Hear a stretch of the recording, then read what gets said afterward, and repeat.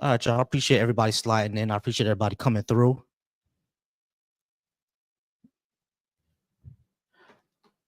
And if you would like to talk about what I have on the board, go ahead and come on through. Let me just go ahead and put this clock up on the board real quick. All right, y'all. That clock is for every guest. Every single guest I have up here is going to get 15 minutes, unless, of course, you violate any TikTok rules or whatever. Use any slurs, or I'm just personally done with talking to you if it's getting nowhere. But everyone gets 15 minutes. Everyone gets 15 minutes to go ahead and come on up and talk about what I have on the board. If you disagree with something I have on the board, go ahead and come on up and let me know why you disagree. All right, user 9805. Y'all gotta get screen names, bro. All right, but 9805 WTU, bro. But for anybody who's coming on through, anybody who's sliding through, if you disagree with something I have on the board, please go ahead and come on up and let's have a discussion. I would like to talk to you if you disagree with what I have on the board. Let's have a debate. Let's have a discussion. Let's exchange ideas. Let me know what you think. All right, Papa. I don't talk to comments, so Papa, go ahead, come on up. Go ahead, come on up, Papa.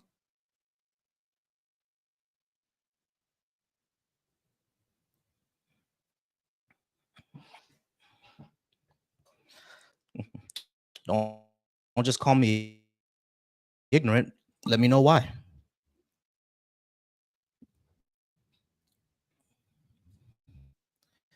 All right, Papa, how's it going? Are you over 18 and do you disagree with something I have on the board?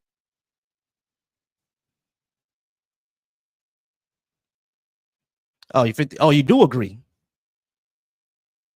You're 53. All right. So do you disagree with something I have on the board?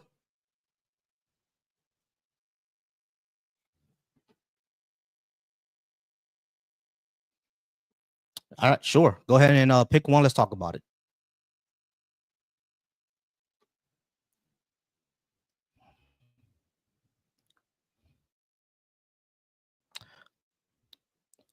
Like my same, you can just call me Volcy. It's Volcy, Volcy.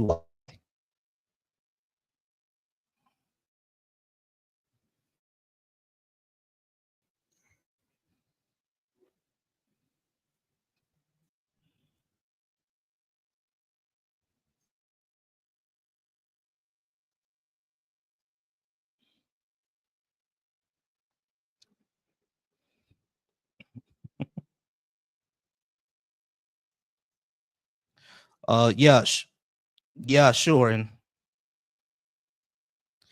yeah, sure. So, Spider-Man #1, Ben Parker said, "With great power comes great responsibility."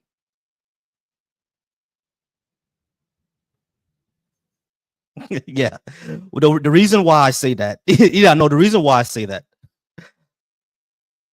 I don't. The reason why I say that is because just because a book says something doesn't necessarily make it valuable or true, right?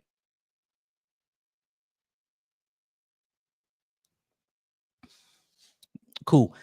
Can you act? Mhm.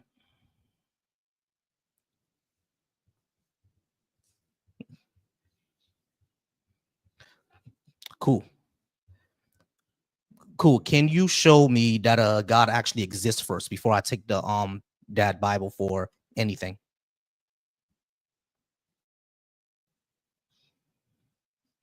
Yes.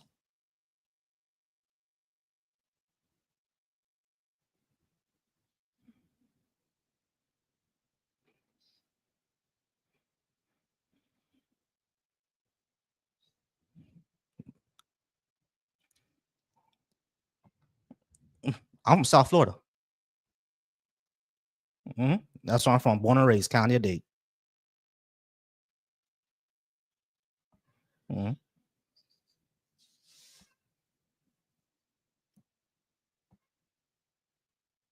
hmm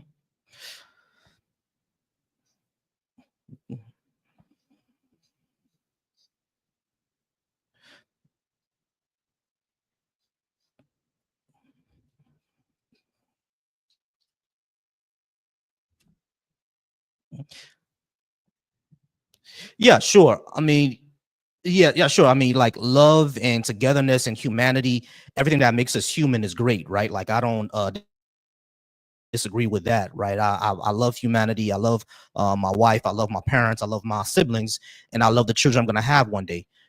Sure, but the thing is like existence in of itself and the feelings that we have doesn't really show a God exists. That it could just be like a natural thing that we have with each other, and that I don't think that makes it any less meaningful just because it's a natural force, or it's a natural occurrence within us. I don't think it makes it any less meaningful because we make our own meaning. At least that's what I think. I don't think we have to spiritualize everything.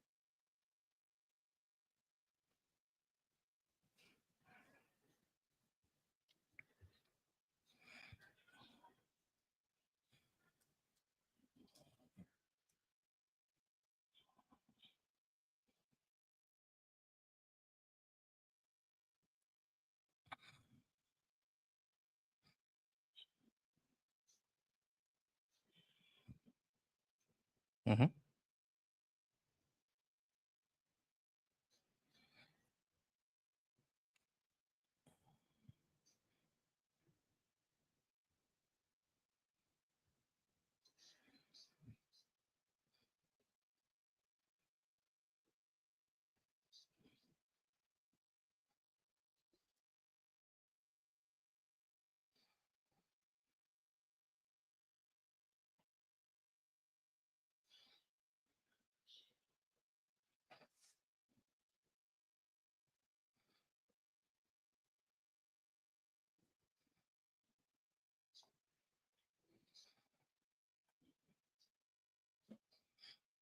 Sure.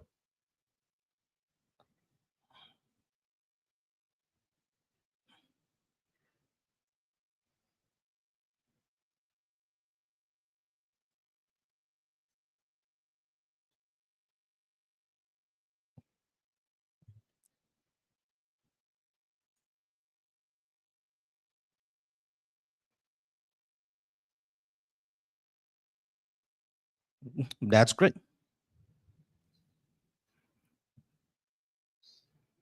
Hmm.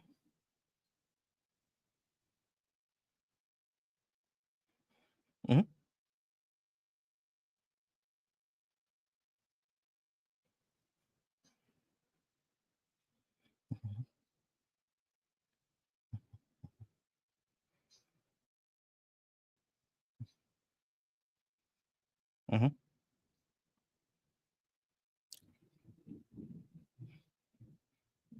Hmm.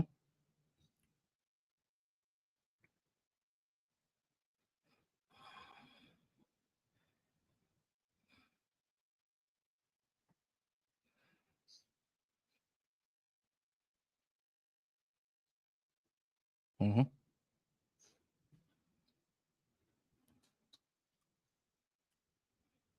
Okay, cool. So, okay, cool. So cool. So there are people in my family who are going through the same issue that your daughter went through, right? And they're doing the same thing, praying, fasting, all of the everything, going to church, asking God to open up their womb, right? Hasn't happened. Is there a reason that God chose to bless your daughter over my family members?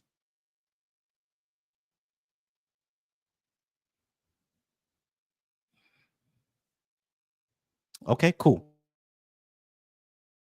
So okay, cool. So here's another thing that I would ask. It'll be the same thing because I am Haitian actually. So while in Haiti, from in our history, right? We were enslaved, and the people who were enslaving us were Christians. The way we got our freedom and became the first free black nation was to throw off Christianity and go to our African deities, and they're the ones who helped us actually get freedom. Does that mean that the African deities are correct and Christian is wrong?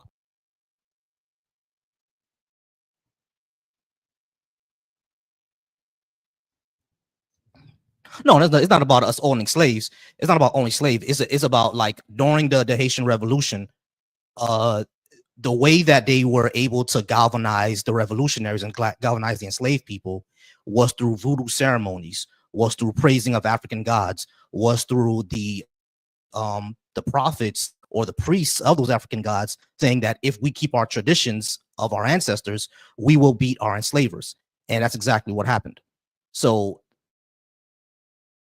if their prophecies came,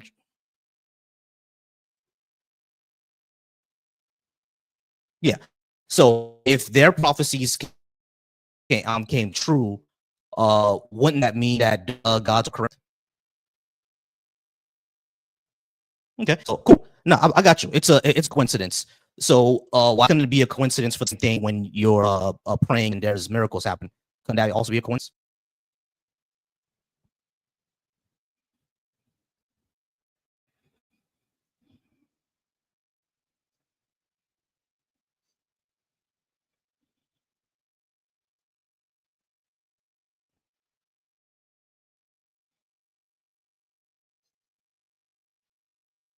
I got you.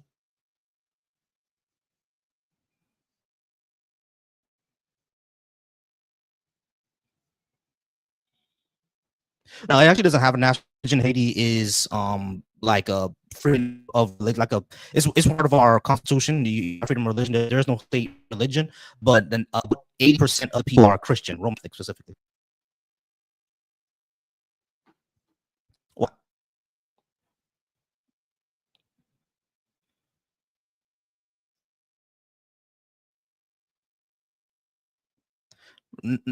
not really according to the Catholics that I spoke to. The Catholics that I spoke to, they worship Mary more that she's an intercessor for the prayers. Now I understand why Protestants don't agree with that because according to I'm not sure which passage. It's a passage that I can't remember, but according to one of the passages, you can go straight to God.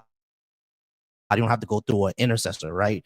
But like the original Catholics and the Orthodox, that's what believe you. They believe that you have to go through an intercessor in order for your prayers to get to God. It's more of a praying than really them worshiping Mary. If that makes sense.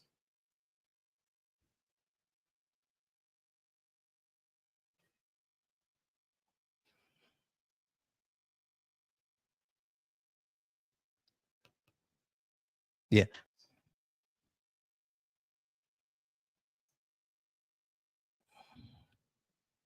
That's not what I heard from Catholics.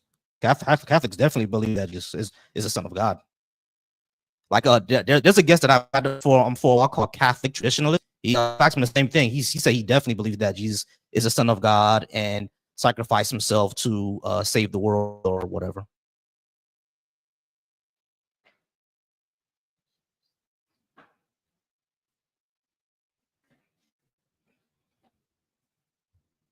I don't know about that. Yeah, you have to ask Catholic on that.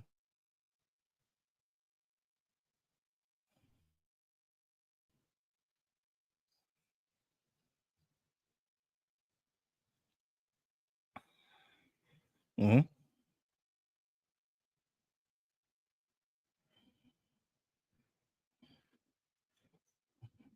Mm-hmm.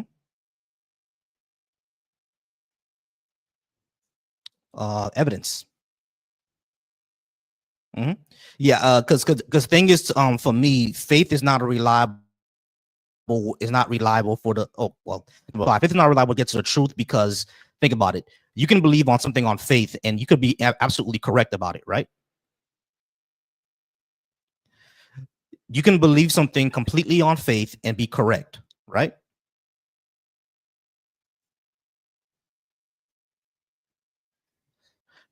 Exactly, so which means that take something on faith and be completely wrong, and we know that's true because the ancient Egyptians had a whole bunch of faith that the sun was on head of them, and we know that's wrong. Yeah, exactly. So and be absolutely incorrect. So because it's not reliable, we have to go off of something else, which I think we go off of evidence. And that's not just me saying that. I think everyone goes off evidence. Like for example, if I were to tell you I have $10 million in the Bahamas, quit your job and follow me tomorrow, you're not gonna do it, are you? Yeah, exactly. So it's like you're gonna need a lot more for you to follow me. Now, if I were to show you my bank account and pictures and video of the actual money that's there, and several people who said that yeah he does have the $10 million, and I were to able to fly over there, video call you and say yo here's the $10 million, now you're more likely to come, right?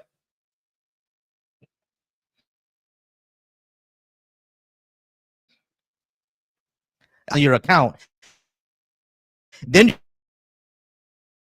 you'll be like, maybe I should go over to the office and get a piece of this $10 million that he has, right?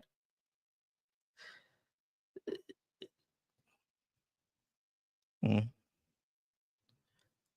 Yeah, I got you, and that's what I'm saying. Even with Jesus being a real guy, like he was probably a real, most definitely probably a real guy. You know what I'm saying? But as far as his powers are concerned, raising people from the dead and walking on water, what proof do we have of that? We just have to go off what the Bible says. Hmm.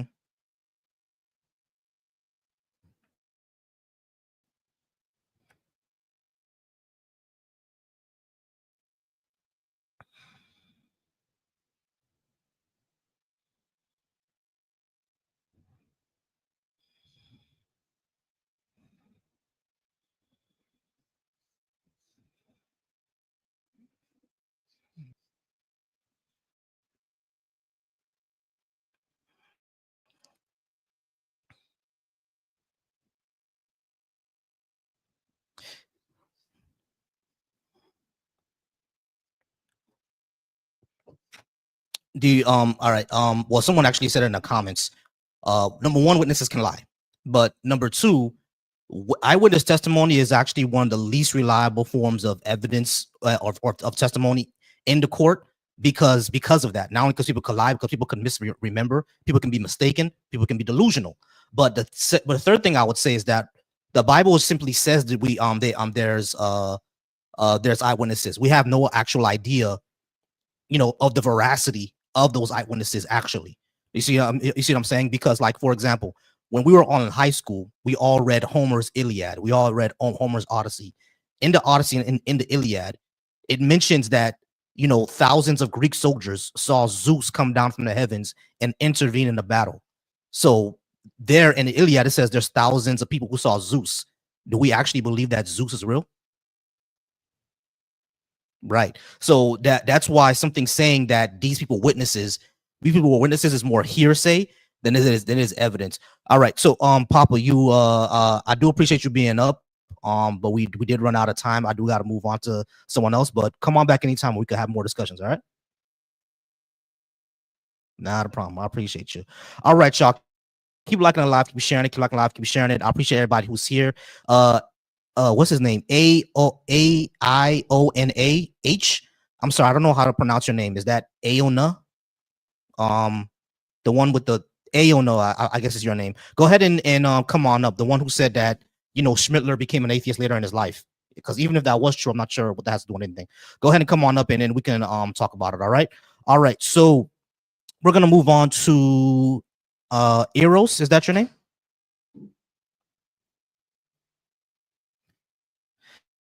Eros. Cool.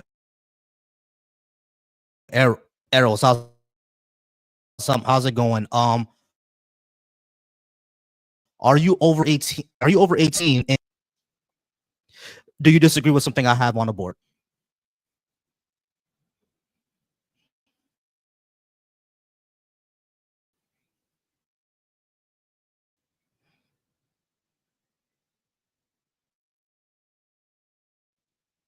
Mm.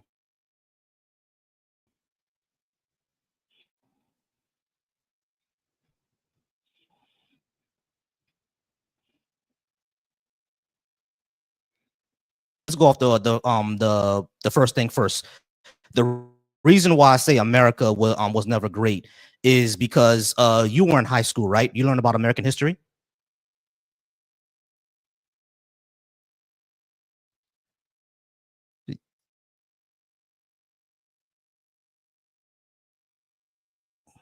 Right. Would you say that? Would you say so? Like that? That's why I say it was never great because we actually never got through that time. We actually never got over it. But the second thing that I would say when you talk about woke, first of all, what did woke come from and what does it mean in its original definition?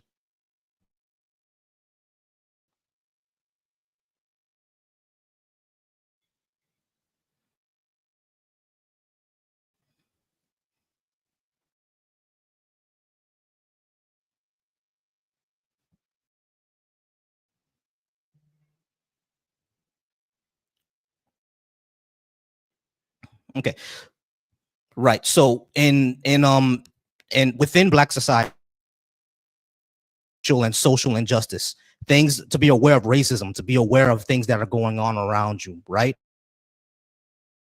Be aware when people are being racist. Be aware when society is being unjust, not even just to you, but to others out there, right? Why is that a bad thing?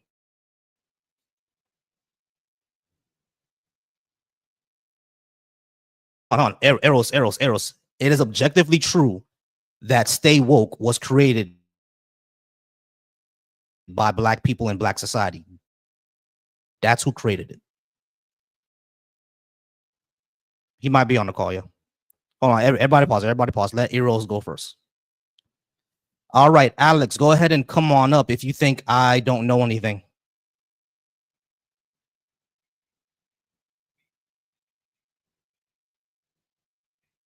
Right. But what I'm saying is that Black people came up with the term "stay woke" to mean exactly what I said. That's what it's always meant, right? Then white college students started using it, and then white conservative old men who had no idea what it meant started saying that it's a bad thing. Do you see the problem there?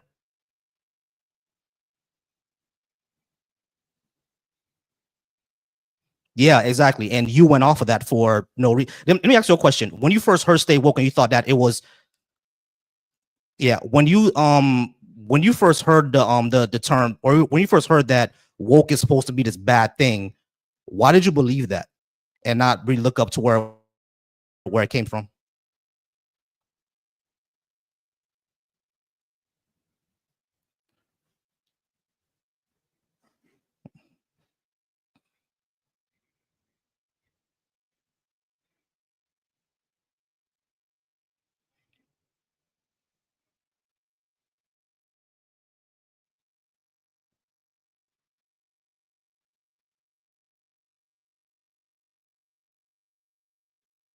Like but that's not what being woke is about. And that's what it never meant. That's what white conservatives said it meant.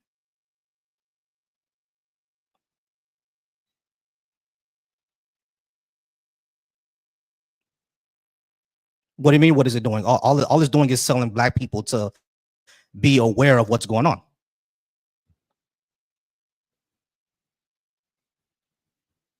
That's what being woke is.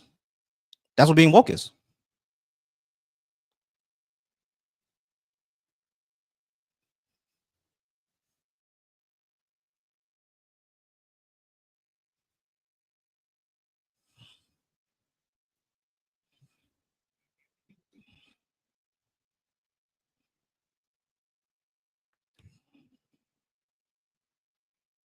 Mm-hmm.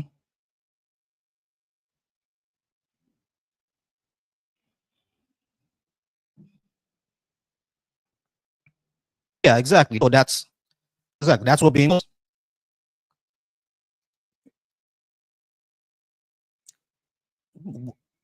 Okay. Okay. Hold on. Let's slow down. When you say the movement itself, what does it actually mean? What movement?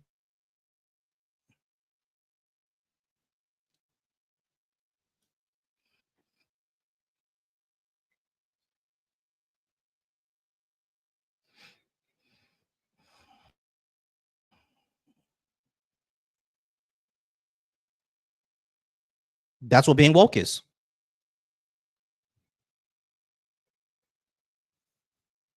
You're woke. Okay. Hold on. Let me just try to explain this. When you become aware that there are systemic injustices and you are affected by those systemic injustices, that's what being woke is. That's all. So anything else that white conservatives made up about it is just something that they completely made up. Like there's nothing. There's no movement. When we say movement, what are we talking about?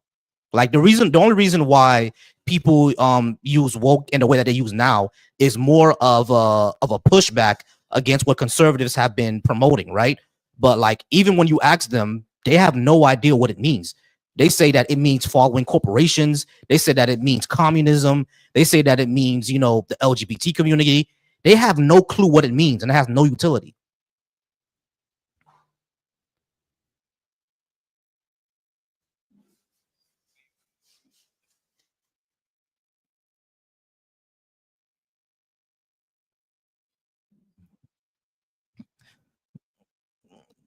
Universal healthcare, universal pre-K, raising the minimum wage, having a maximum wage that can like having a ceiling and a floor for your wage that matches. Um, let's see, regulations, environmental concerns, things that'll make society better. Correct.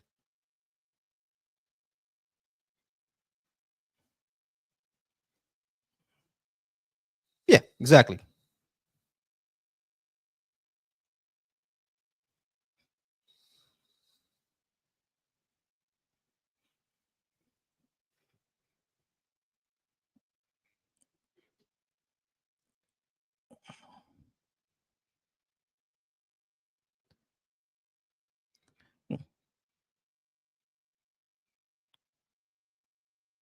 My god is Olodumare, the god of West African Yoruba.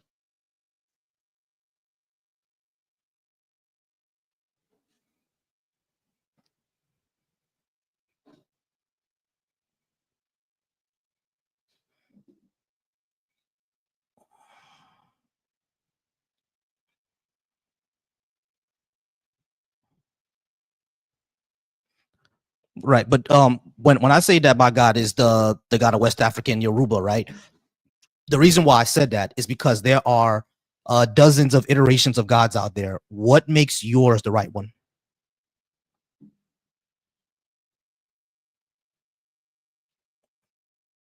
Yes. How do you know that? How do you? Hold on. Listen to my question. How do you know that?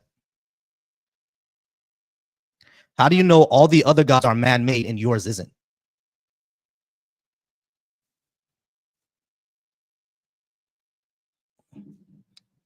Yeah, let Eros go.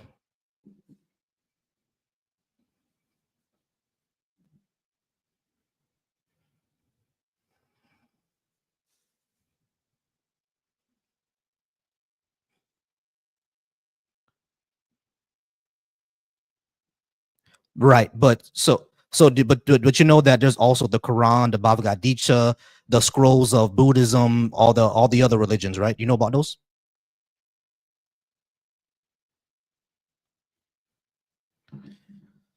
The Quran, the Quran is very popular, and so is Buddhism. There are over 800. Yeah, give me a second, BJ. Yeah, there are over 800 million Sikhs. There are like almost a billion Hindus. All that. Give me a second. Give me a second, y'all. Give me one moment. It's gonna be my birthday on this Sunday, right? And my wifey just gave me my present. Hold on, yeah. I'm gonna open my present on stream right now. Give me a second. Give me a second.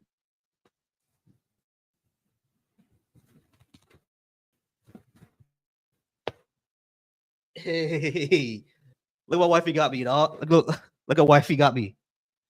Hey, look at that. Hey, yeah, yeah.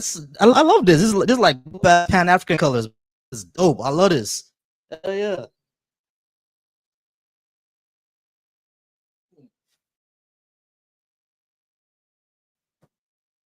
Oh yeah. Oh yeah. Hell yeah. Ooh. Y'all, the Persian having the best cologne. I lie. Them Persians be having the best cologne. This is like that Persian cologne. Hell yeah. I can already tell. Assad is a Persian. I could tell, man. They be colognes as well. But yeah, yeah. Persians, they be having good ass rugs and good ass cologne. Hell yeah, this is clean. I'm gonna wear this when we go out because we going down to Miami for my birthday because that's where I grew up at. So we're gonna hit up Club 11, and I'm definitely wearing this. Yeah, born and raised candidate. Hell yeah. I'm proud socialist. Up in a second. Just give me one moment. All right. So my bad, y'all. That was just a little thank you, baby. Come here, baby. Come here, baby. Give me a kiss on stream. Come on. Come here, baby.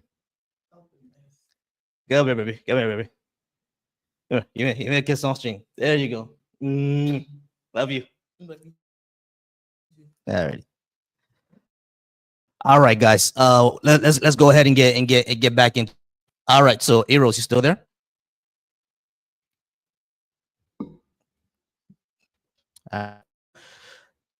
So this is what I would encourage you to do, Eros, because there are other versions of gods out there.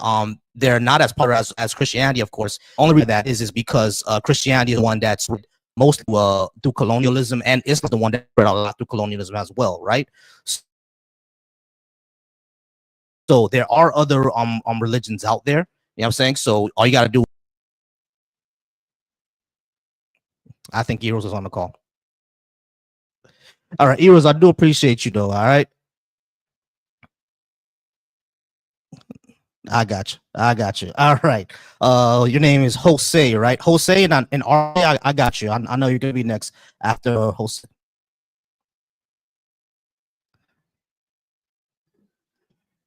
Not a problem.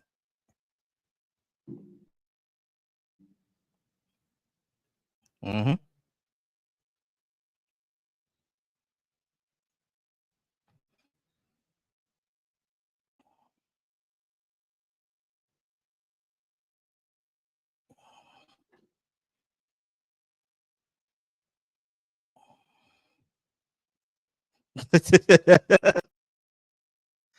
Mm-hmm.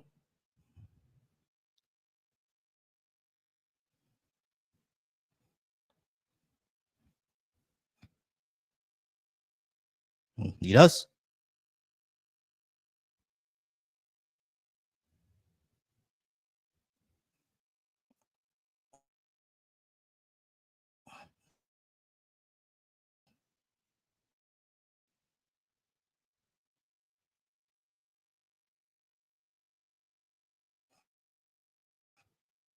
Mm-hmm.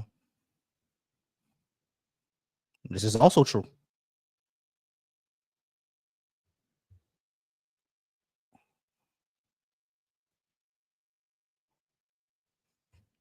Yeah, if there was a an almighty creator, it would definitely be beyond a he or she. Definitely. Yeah, exactly. Exactly.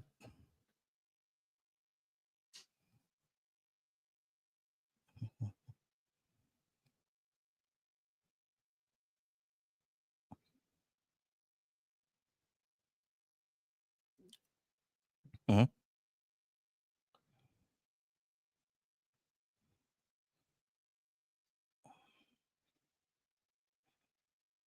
Mm-hmm. Mm-hmm. Yeah, I'm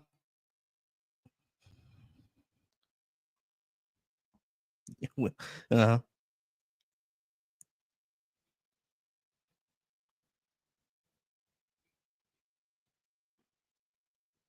yeah, exactly. Yeah, I definitely don't have any I definitely don't have any beef with that iteration, right? Now there are gonna be people of course some people who disagree that say like, that's kind of, woo woo nonsense, and it is kind of woo woo, but it's not harmful in my opinion. Can you give me just 1 second? All right, Jose, I know RJ want to say something. Just give me one moment. RJ, you still there?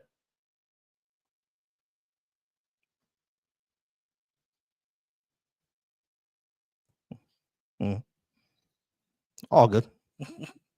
All good. Ain't no shame. I'm getting some pre rolls for this weekend myself. You know what I mean? I got some Eddie Winslow's too. So hey, yeah, man. I got some Eddie Winslow's that I'm packing up right now. So if I'm saying Eddie Winslow, but y'all know exactly what I'm talking about, right? So, but yeah, RJ, what did you want to say?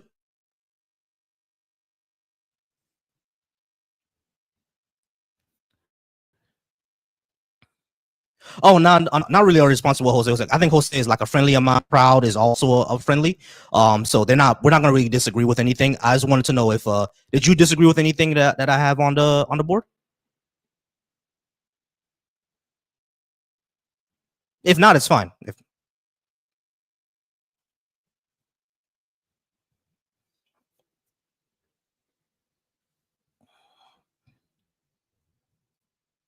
sure thing, sure thing.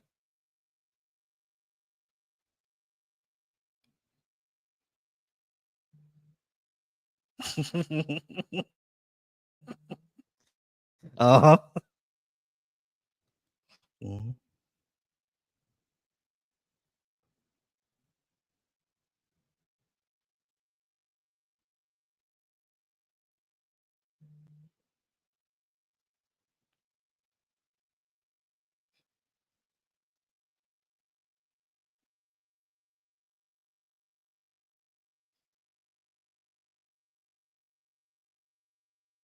Mhm.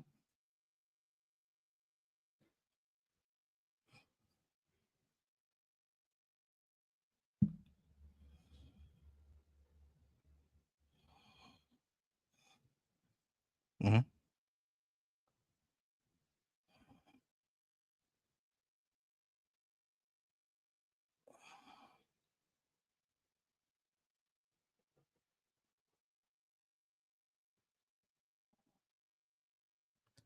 Um, the woke that I'm talking about is the one that our community came up with. You know what I mean? Being aware of racism and social injustice, and especially against us.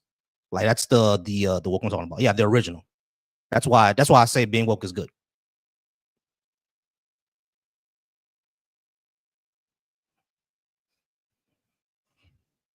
Hmm.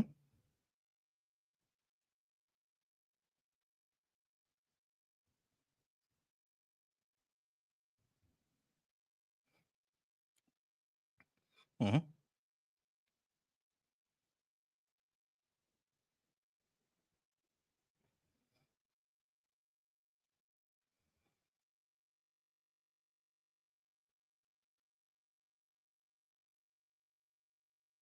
Okay, sure. Which ones?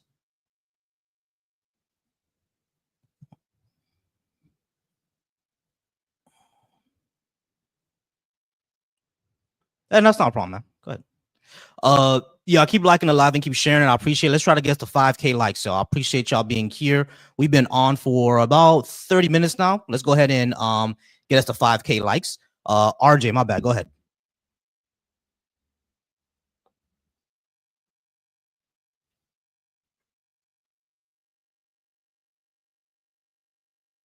Mm-hmm.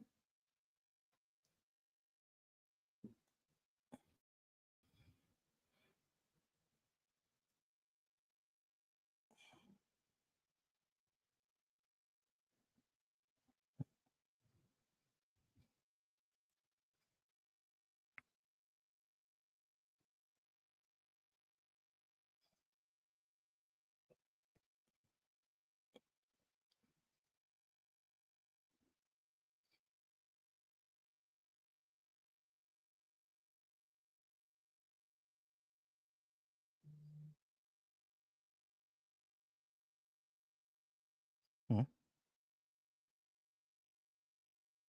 Mm-hmm.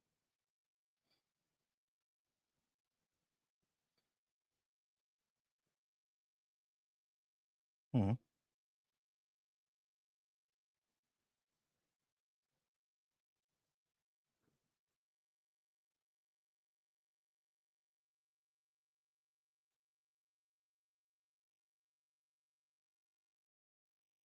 Mm-hmm. Okay. So oh, okay, cool. So here's what I would say, right? The gender divide is something that's been going on for a few decades now. Like the gender divide was before us, right? For example, there's a conversation between James Baldwin and oh man, they're gonna be mad at me because I forgot her name. I think it was Angela Davis, but I think it was a conversation between them two, right? And even they had, if you listen to that conversation, they're saying a lot of the things that black men and black women say to each other today, like the same thing. And this was like 50 years ago. You see what I'm saying? So this has been going on for a while, right? But one thing that I would say when it comes to gender equality and everything like that, the only reason why it's such a divide is because there are people who simply do not agree that, you know, there should be like equality of and not like gendered expectations. Like you are a woman, so you do this, and you are a man, so you do that. There are people who think that men's role is to be here and that and or here and that and the third, and women's role is supposed to be here, that, and the third. And there are people on my side who say that we should not expect that of people just because they have certain genitals or they have a certain gender identity. That should not be the case, right? Because that's essentially like essentialism, and essentialism for the most part just doesn't work out in our society. Meaning that immutable characteristics that you have, you're expected to do certain things. That doesn't work in our society, especially for us as men. You feel what I'm saying? Because there are a lot of men, especially in black men, we're expected to perform masculinity in a certain way. And in a lot of ways, it's killing us. You know what I'm saying? You see, you have a lot of young black men out there who are like emotionally and mentally not well because they can't express themselves fully because that wouldn't be the man thing to do. You see what I'm saying? So that's why, like, when leftists talk about gender equality and diluting gender expectations, that's what we mean. Like, be the full breadth of your humanity and not just this box that you're expected to perform in. You see what I'm saying?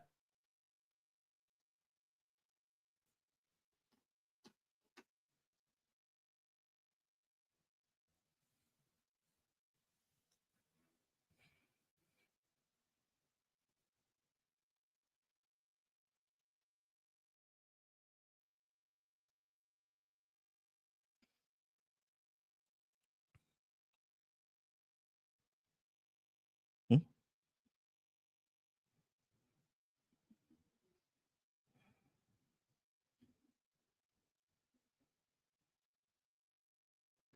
Yeah, that's kind of what we mean by that. Yeah, but go ahead. I'm sorry. Go. I cut you off.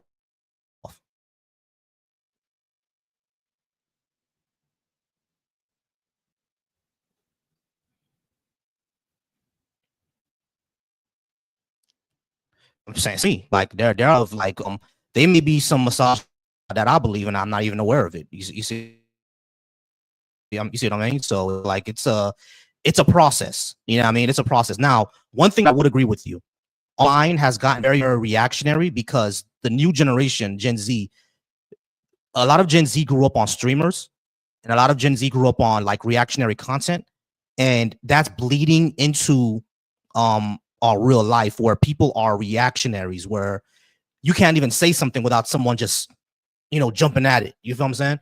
Which is, in my opinion, my lady told me to talk about this, but the literacy issue that we have in our society, I think that's more of a reactionary issue because these kids can read the words on the paper, right? They can read the words on a page.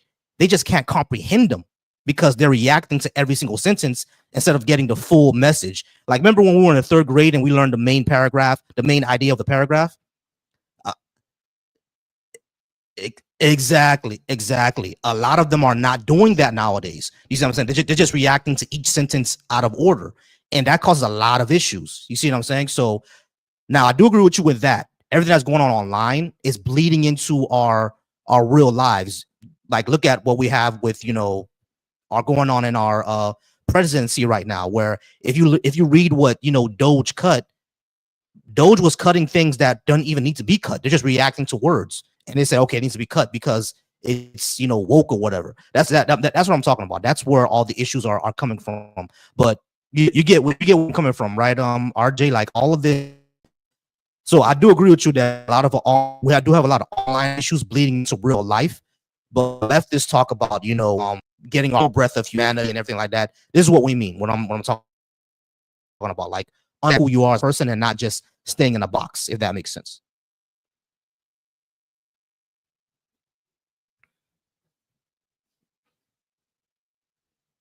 Sure. Mhm.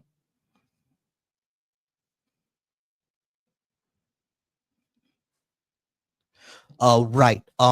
Essentially, when I say why should I believe in your God or any God at all, I'm asked the reason why I believe things is I'm convinced through empirical evidence. So I'm basically asking what's the basically what's the empirical evidence or a good reason, like why should I believe that essentially.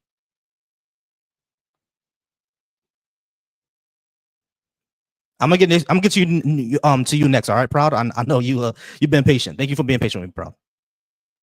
Go ahead, RJ. I'm sorry.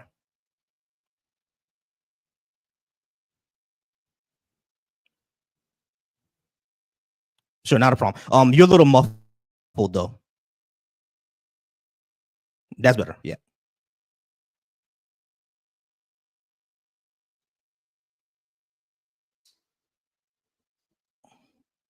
Cool.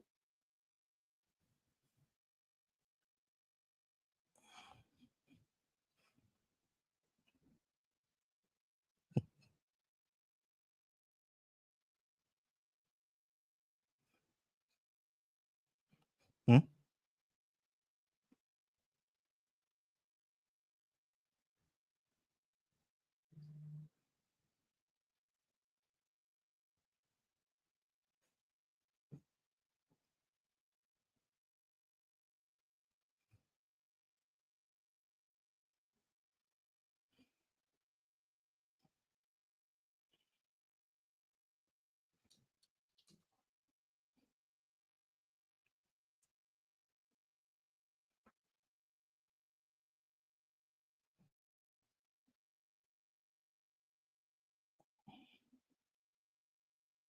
Mm-hmm. Yeah, of course.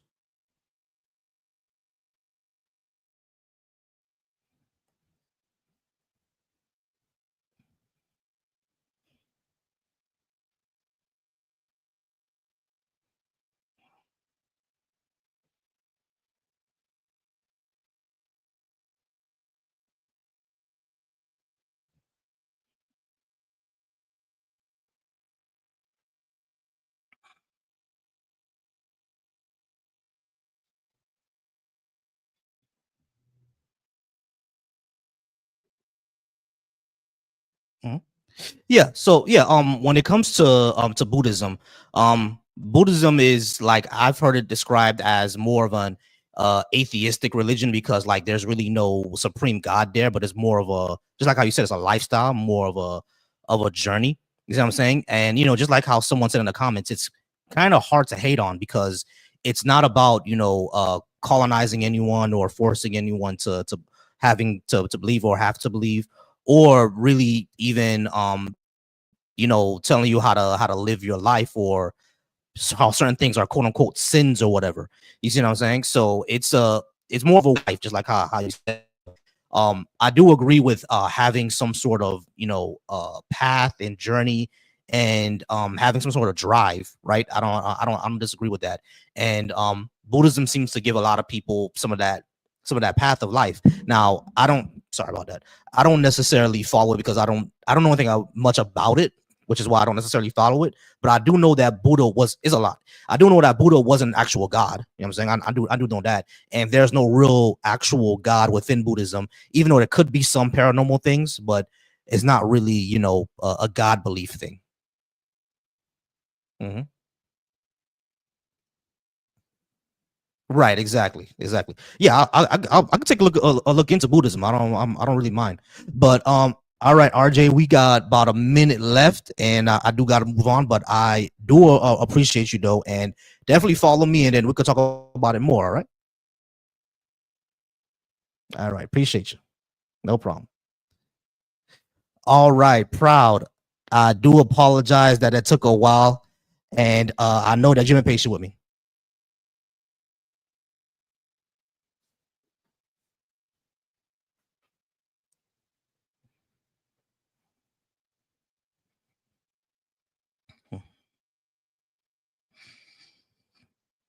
Mm,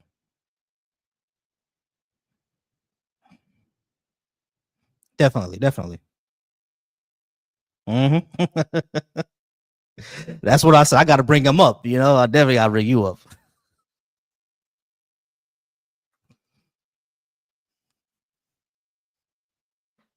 Mm. Appreciate you.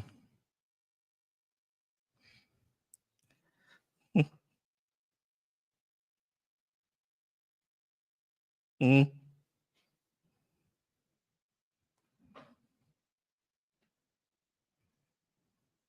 Mm-hmm. 3rd of September.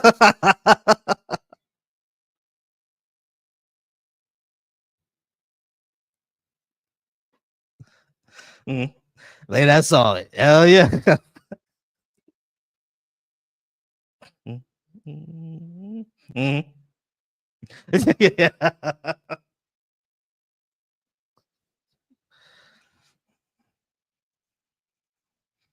Yeah, I just look young, but I'm in my 30s. Yeah, I mean, so but I look really young. Mhm.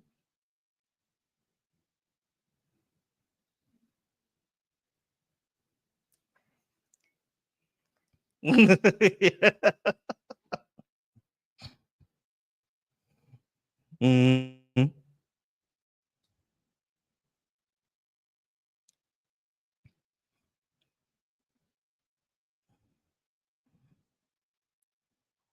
Mhm. I heard.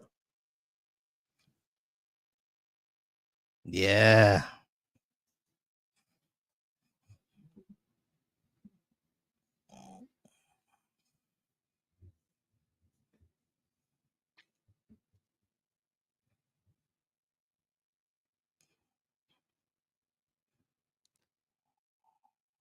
Mhm.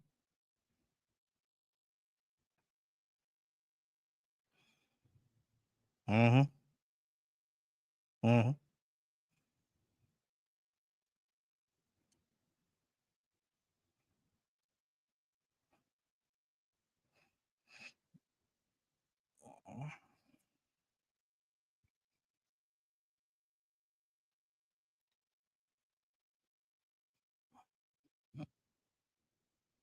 Mhm.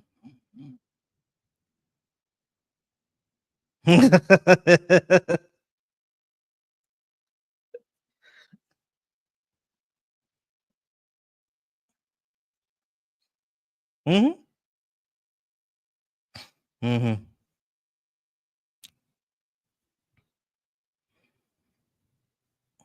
Oh, sorry to hear that, man.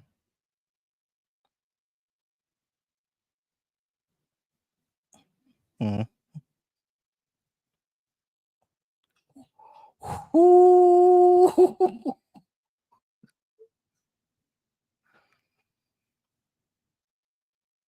Mhm.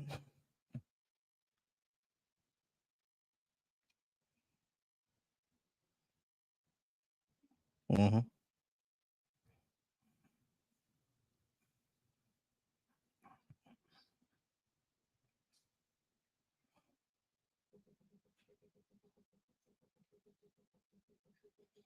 Mhm.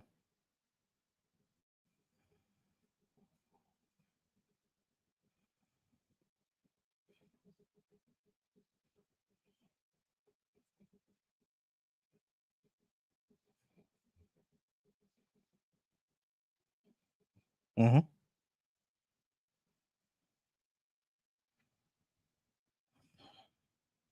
Mhm.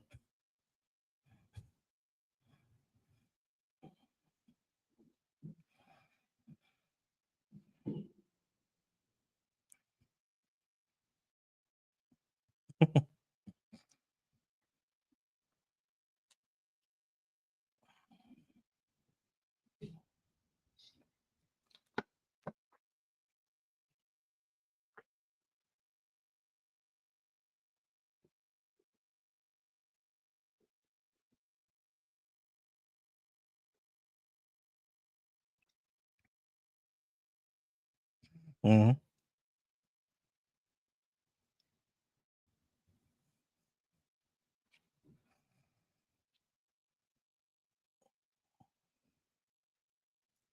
Mhm. They don't want it. Yeah. Yeah.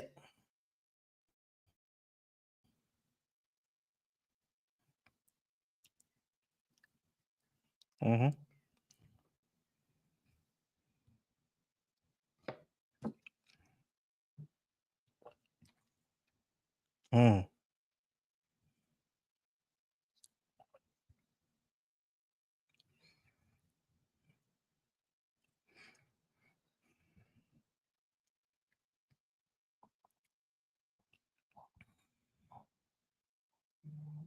Yeah, of course.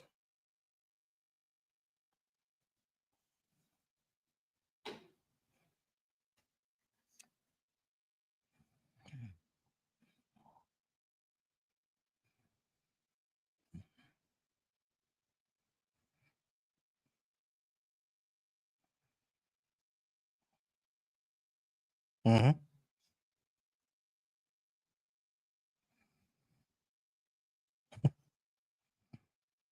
Mhm.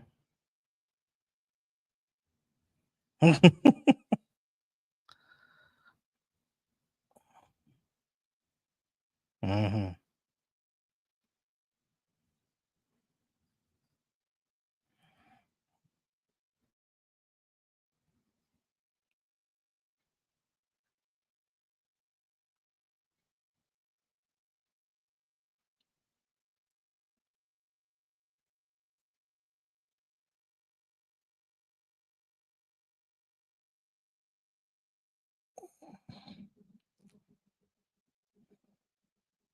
I remember it. Yeah, I remember it. Yeah.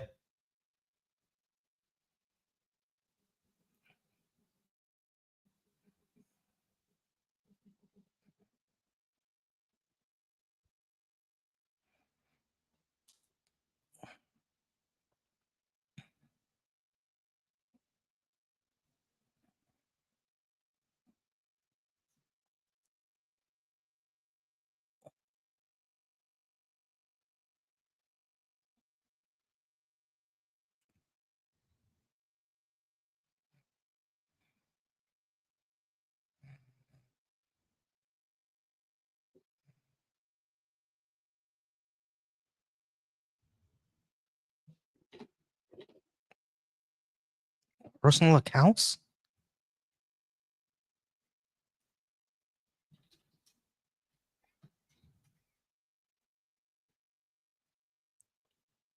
Yeah. Of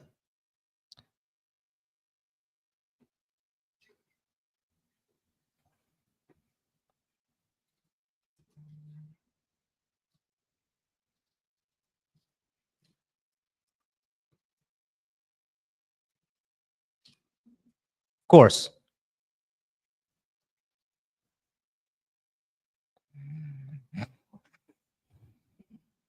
Mhm.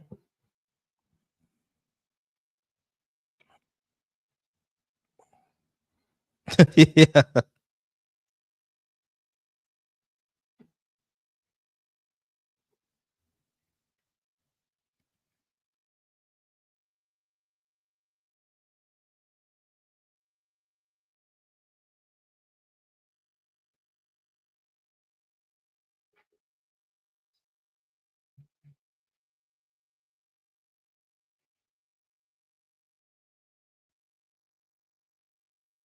Mhm.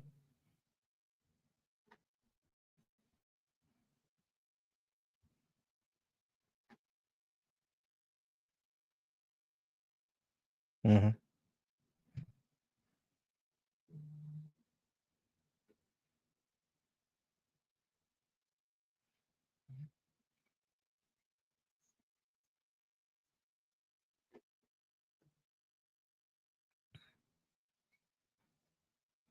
Mhm.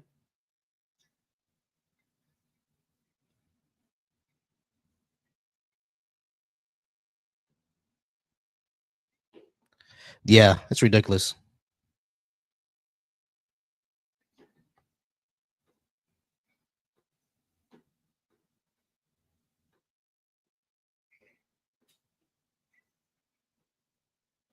You probably feel like this. Like sometimes, do you feel like you're the only one that way who actually cares about people, and you're good just because that's you are good? Not you not doing it for maybe a reward at the end. Right, exactly. Like I don't need an award to help people out. Like it's just good to help them. Yeah, and you know, I'm sure you've gotten this one. And I had this conversation with this young lady. I was driving. I had rented an electric car, and I was at the charger, and I'm sitting there, and she struck up a conversation with me and said, and I was just telling her, just talking like I am with you. I'm a talker, you know. I have the gift of gab. And she said, "You're a nice person. You're a good person. I like it." She said, "You're a good person. You should come to church with me." I said, They "Why?" always expect that. They Yeah, always always. expect She you to be said, a "And church guess, person. don't you get this one?" He goes, "Because you're better than a lot of the people in my own words. If I'm better than them, why the hell would I want to associate with those people?" With them people, yeah, I want to associate with them. I don't want to know. Those are people I don't want to know. Exactly. And then she goes on, and then, of course, she asked me if I'm atheist, and obviously, well, Yeah, why are you good? I said, I'm good. because I'm good. I know I don't want to hurt anyone. I think everyone's deserves the basics of to be of living. If nothing else, they deserve the basic things. And Exactly. she said, I said, but I don't need a book or God To tell me that. or a promise of heavenly life to be good. And I said, do you need a book? Would you be good without the Bible? She looked dead in my face and said, no, I No. wouldn't. I said, I'm gonna go now because I'm afraid of you. No, I've heard that before, and it's kind of crazy to me because it's like I've always told people like, okay, if you feel that you need that, if you were to tell me one day, Volcy, I'm starting to not believe anymore, I think I'm going to go out and hurt somebody. First of all, I will call your pastor myself, get you into that Uber, and take you to church myself. All right, I will do that because I don't want you to lose it, because I don't want you to hurt somebody else. I don't want you to hurt yourself. But I will also say you need to get your ass into therapy, because if you need a book to tell you not to hurt people, there is something deeply wrong. There's something Deeply wrong. extremely wrong, and and we need to figure out why. You know what I mean? And I want you to get that help, which is why I believe in universal health care. Because I know you Hmm. not be able to afford it in time else. You know what I'm saying? But if you really need that, Yeah, cool. I'll make sure that you get it. But I also believe that you need some help, yeah. some deep psychological help, because this is not normal. And then again on the religion, because I've tried when I was growing up. I saw the Mm-hmm. hypocrisy in the Baptist church, and I saw the pastors and the people be hypocrites, and nothing upsets me more than a hypocrite. It just Oh yeah, I think it's foul. I think it's disgusting. I have no love for hypocrites, and same. and I told my mom, because I respected that woman, God, and I miss her so much. I told her, I said, when I graduate, I'm gonna leave the church. And she said, why? I said, because I respect you and love you. I remember this conversation every day. I tell people, I love you, but I'm gonna go to church because you want me. That's the way you want me. Mm-hmm. And she said, that's fine. I left the church and I kind of went to Seventh-day Adventist, tried that. I realized that they go to church on Saturday. I said, whoop, that's a deal breaker right there. I did uh, the Nation of Islam for a minute, Mm-hmm. and I liked it, but I didn't like the love that they showed from Louis Farrakhan. That I was Mm-hmm. like, uh, Mr. Farrakhan, he says a lot.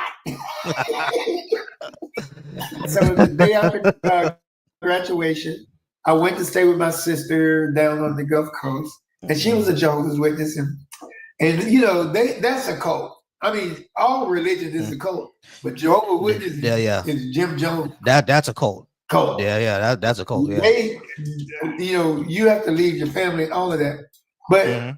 they convinced me that because they were showing me the Bible, they are methodical in their indoctrination.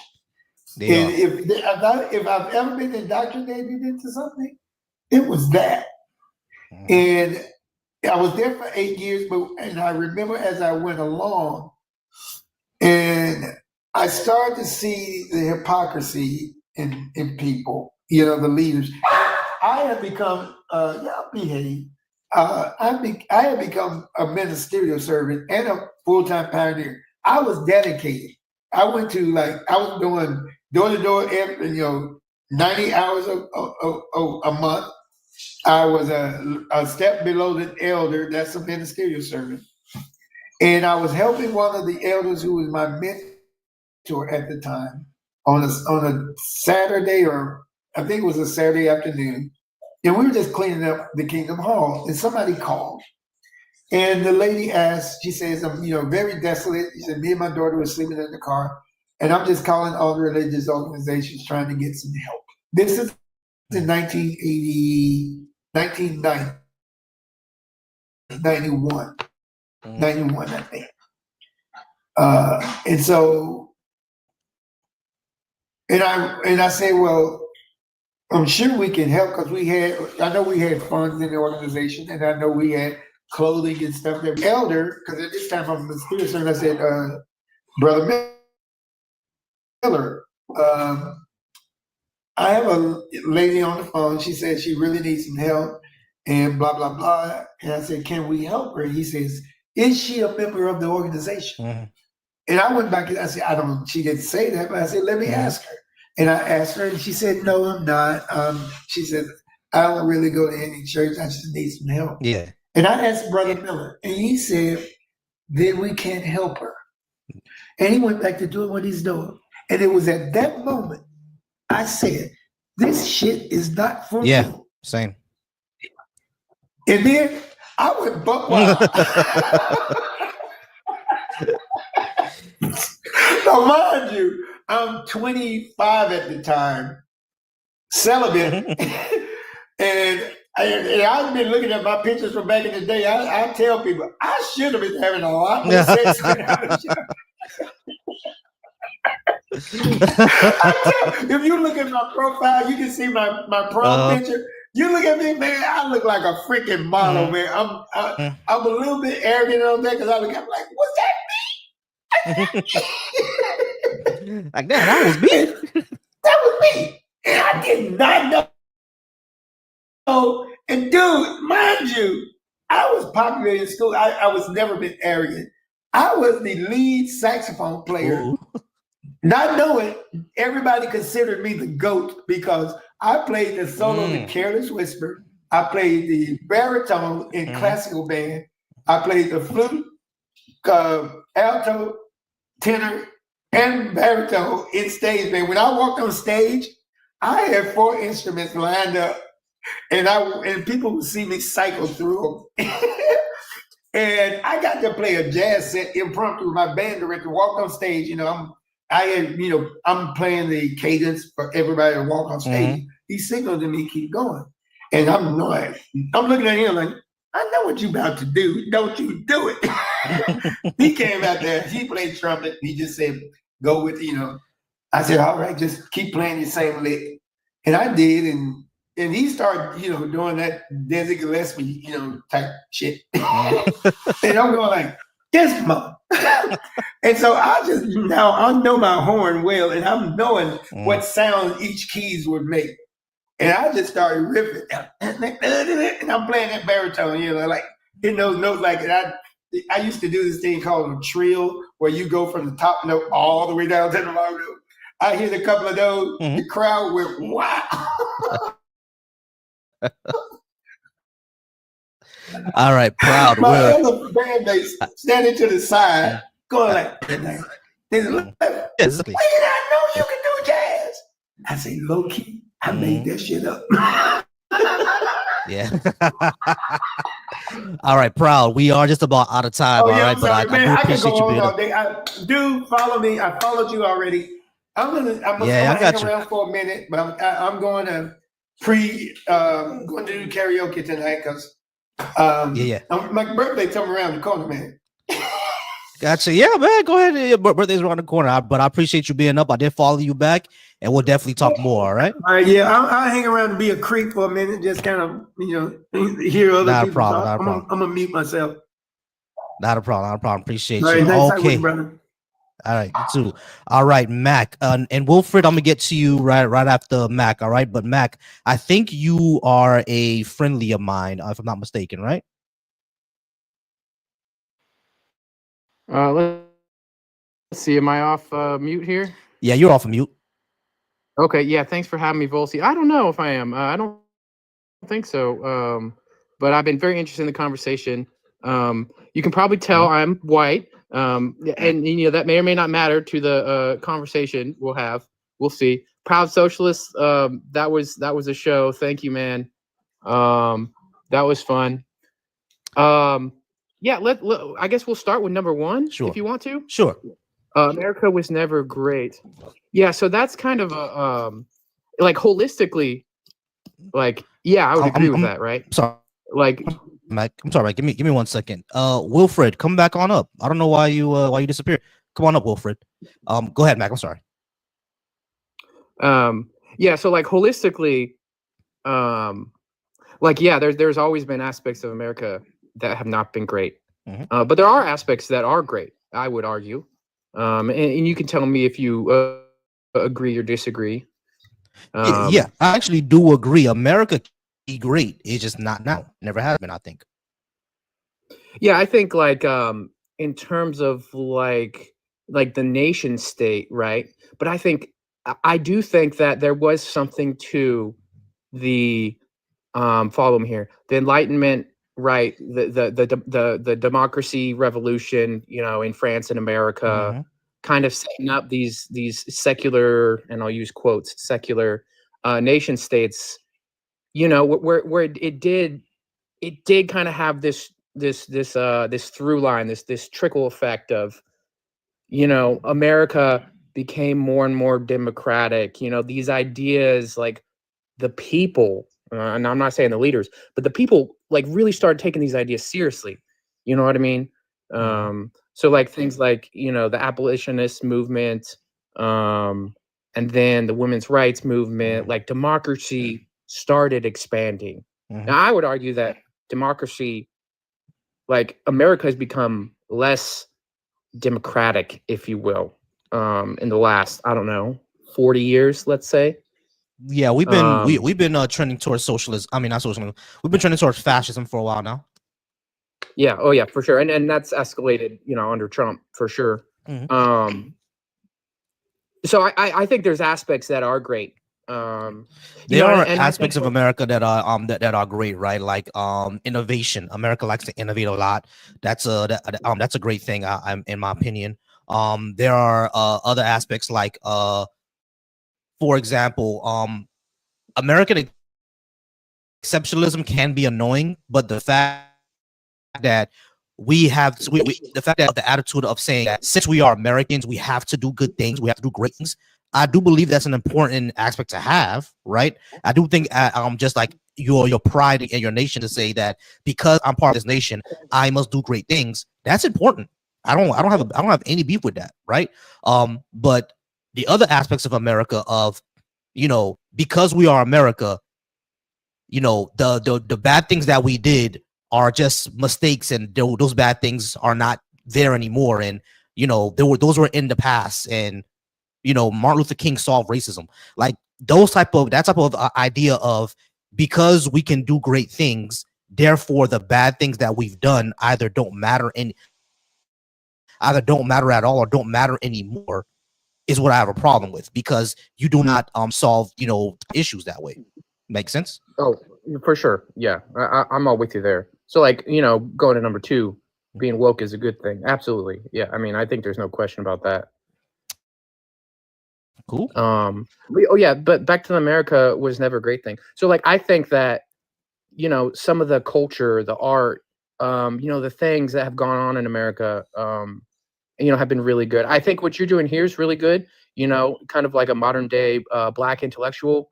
I think some of the black intellectuals, Hmm. from America's history are some of the best thinkers. Frederick Douglass, W.E.B. Du Bois, Maya Angelou. Excuse me. Sorry. When I read what they wrote, it's like, oh my gosh, that applies so well to today. So like kind of what you were saying is like, we're still dealing with like the same things, and like they were writing about it then. Like Frederick Douglass was writing about it then. W.E.B. Du Bois was writing about it after, Reconstruction. Exactly. And this is, if you guys have ever read Black Reconstruction in America by W.E.B. Du Bois, it's great. It's a long one. It is a long one. It's a pretty long one. But yeah, So very good it's books. kind of dense, but like, yeah, definitely read that. Mhm. Just Black for Jacobins, definitely read. Yeah, definitely read Black Jacobins. Definitely read Blood in My Eye by George Jackson. Blood in My Eye by George Jackson is amazing. You know what I mean? So give me 1 second. All right. Let's see. Drew, come on up. Let's talk about your racism, Drew. All right. But yeah, was there anything else? Was that Greg? Yeah, so I think leftist policies are better for society. So I mean, I'm kind of with proud socialist here. I would just call it socialist policies. Yeah, think, Hitler was great. Oh God. Yeah, Greg, you have to wait for us real quick. The right? German Socialist Workers Party. Hey, Greg. It's not your turn, Greg. Not your turn. All right, go ahead. Mac, what you were saying? Yeah. So leftist.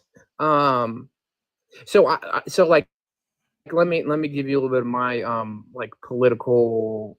It's still warping. I'm 32. I'm still kind of forming it. Yeah, sure. What exactly my political I don't know what you call it. Philosophy is. It's definitely left of the Democrats. So like, I have a lot of problems with, I definitely have a lot of problems with the Democrats. But then leftists, so it's almost like, because there's no party, leftist becomes this parking lot for everything left of the Democratic Party, which includes things that are further left than me. Right? Yeah. I'm like more like proud socialist, where it's like, yeah, let's just call it socialism and like be proud of it. Like that's like, like a lot of stuff FDR did, especially like setting things up post World War II, like where the boomers really, at least the white boomers, really benefited from, those basically socialist, democratic socialist policies. No, like we can keep that, or like we can have that, like it was good for America. Social programs are not socialism. Hey, Greg, it is not your turn. The workers owning the means of production. It's not your turn, Greg. Don't not interrupt again. It's not your turn. Go ahead, Mac. So yeah, I would definitely frame it as socialist or democratic socialist. Definitely with a with that key point of democracy, because yeah, you don't want to end up. Oh, Greg ran away. Greg ran away. But go ahead, Mac. But yeah. So when it comes to communism, right? Like the only issue I have with communism is that I'm not sure how a moneyless society actually works. But I would love to go to that, because if we look at post-capitalist media such as Star Trek or the Orville, there might be ways to do it. In a society without money, we have to find a way to get to post-scarcity. And seeing now, we actually are, for a lot of ways, in post-scarcity. We just have artificial scarcity. Like, for example, America itself produces enough food to feed the entire planet, right? We just don't do it because there's no profit in it. You know what I mean? So if there was no money, there would be no profit motive, and then we will still produce enough to go ahead and feed the entire world. Like, I don't if we can live in a society where everyone's basic needs are met, sure. You see what I'm saying? But I just don't know how we get there, or if it'll actually work, because we live in a society where we are concerned so much about making money. You know what I'm saying? Like, that's the only thing that we know how to work. Like, to that's the only way we know how society works, is through this currency exchange. That's the only way. You see what I'm saying? So if we can get to a point where we understand that society does not need to work that way, then we can get to a post-scarcity society, and we can actually get to communism. Yeah, and I think I don't agree with everything, but I think you bring up some good points about like, yeah, maybe just imagining it differently, right? Because like Marx and Marxists, the ideology It was written, in a different generation. I mean, a lot has changed since then, right? So maybe this post scarcity future, you could rebrand it or something, and start calling it, a post scarcity, democratic, society, something. I don't know.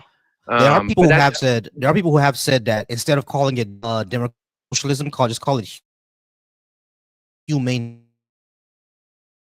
capitalism, because it still keeps the system of profit in place.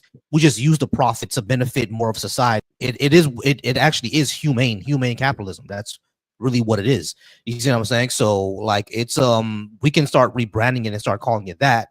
But I have no problem just calling it socialism, because if you really think about it, socialism is literally just humane capitalism. Well, and we know that works in America.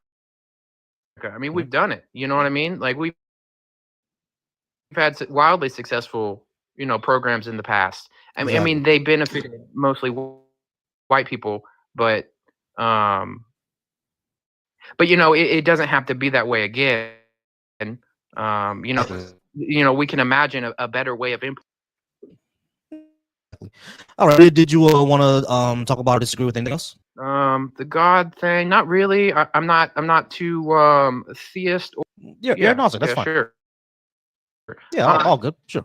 And then faith is unreliable for finding truth. Yeah, that's kind of a loaded one too. Kind of like the America was never a great thing, because faith can mean a lot of different things too. Because kind of the way I seek truth is definitely more scientific, right? Like you were kind of describing earlier, you have to have a good explanation for something. But there is a sense of I do have faith that the universe will keep obeying certain rules. I do have faith that the sun will rise up in the morning, and it's not because I know, Newton's theory of gravity or general relativity or any of that.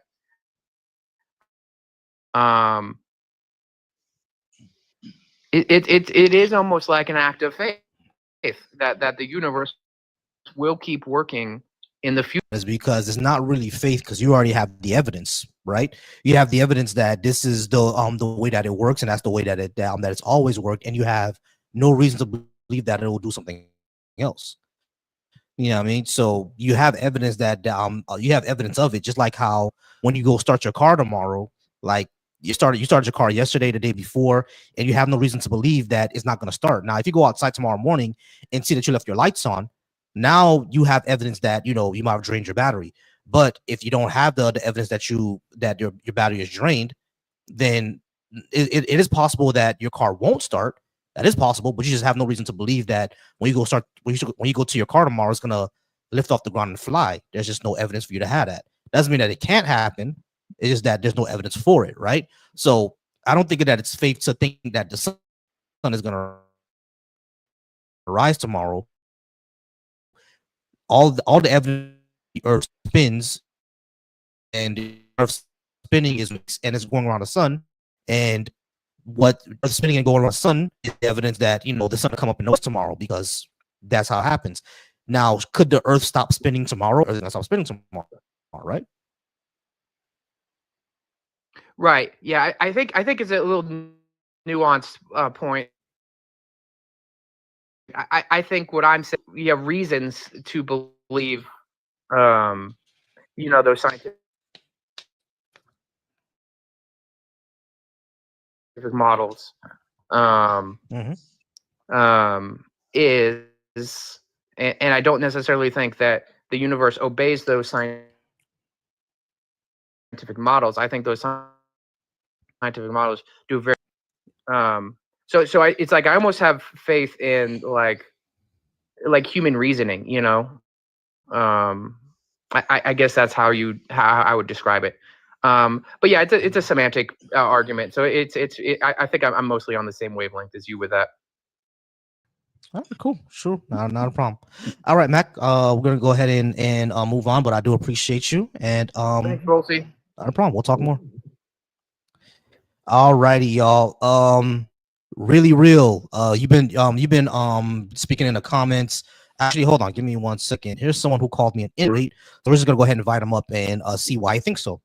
All right, so yeah, you've been telling me in the comments that we should be concerned about Project 2025. I agree with you. Yes, because I think everything else is simply smoke and mirrors. You know what I'm saying? I mean, when you come down to concept of morality, we know, through our legal system that our president has broken the law in many forms and fashions, decade after decade, well before he ever was president of the United States. So, yeah, I mean, that's a no-brainer. That's a no-brainer. So, and we know his comprehension level. So why are all these things happening to us? Why are all these things that are going to affect our society for decades? Ooh. Really, I think you got a call. Did you get a call? All right, y'all. Go ahead and keep liking the live and keep sharing it. I may take one more guess before I go ahead and get out of here.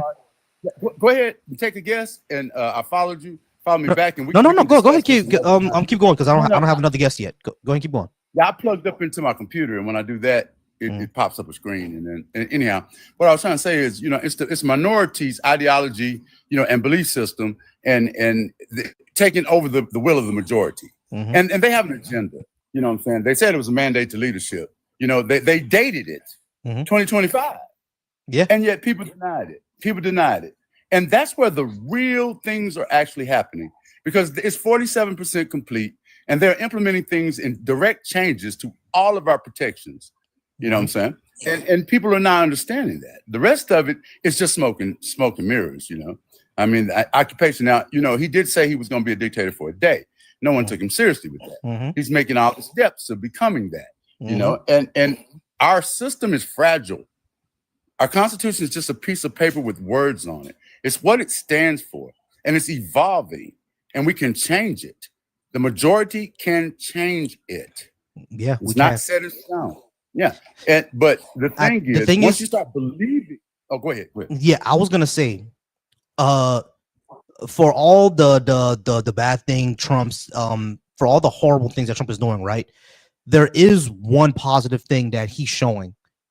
How there is, because just like how you said, number one, how fragile our system is, and number two, that the fact that the way our system works is if there's enforcement on it, right? He's actually showing that there really isn't not a lot of enforcement on the president. There's really not a lot. You know what I'm saying? So I think like after Trump, post-Trump, a lot of us are going to be shocked at everything, but we actually have to reassess exactly what we're doing and reassess exactly what the checks on the president are, because from what we're seeing, what Trump is doing, the president can do literally almost anything he wants, and there's no real way to stop him. You see what I'm saying? Especially if he has the Supreme Court on behind him. You see what I'm saying? Especially if he has especially if he has Congress behind him. There really is no way to stop the president unless society stops him. And from what we're seeing, most of society either wants him to go through what everything he's going through, or doesn't really care.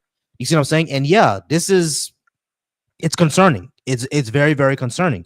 You know what I mean? Because we don't know what's gonna happen next. And yeah, I'm a bit worried myself. I'm a bit concerned. You know what I'm saying?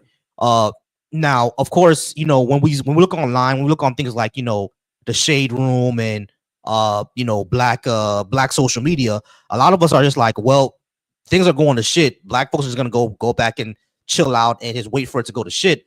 But what I've always said is that I understand why y'all don't want to get involved anymore, because we did what we're supposed to do. But be vigilant. Be vigilant, because when white America has a cold, Black America catches pneumonia. You see what I'm saying? So it's not going to be the greatest for us. Things could get really, really bad for us. So be vigilant. Make sure to have mutual aid. Organize within your community. Or like I'm speaking to people in group chats every single day.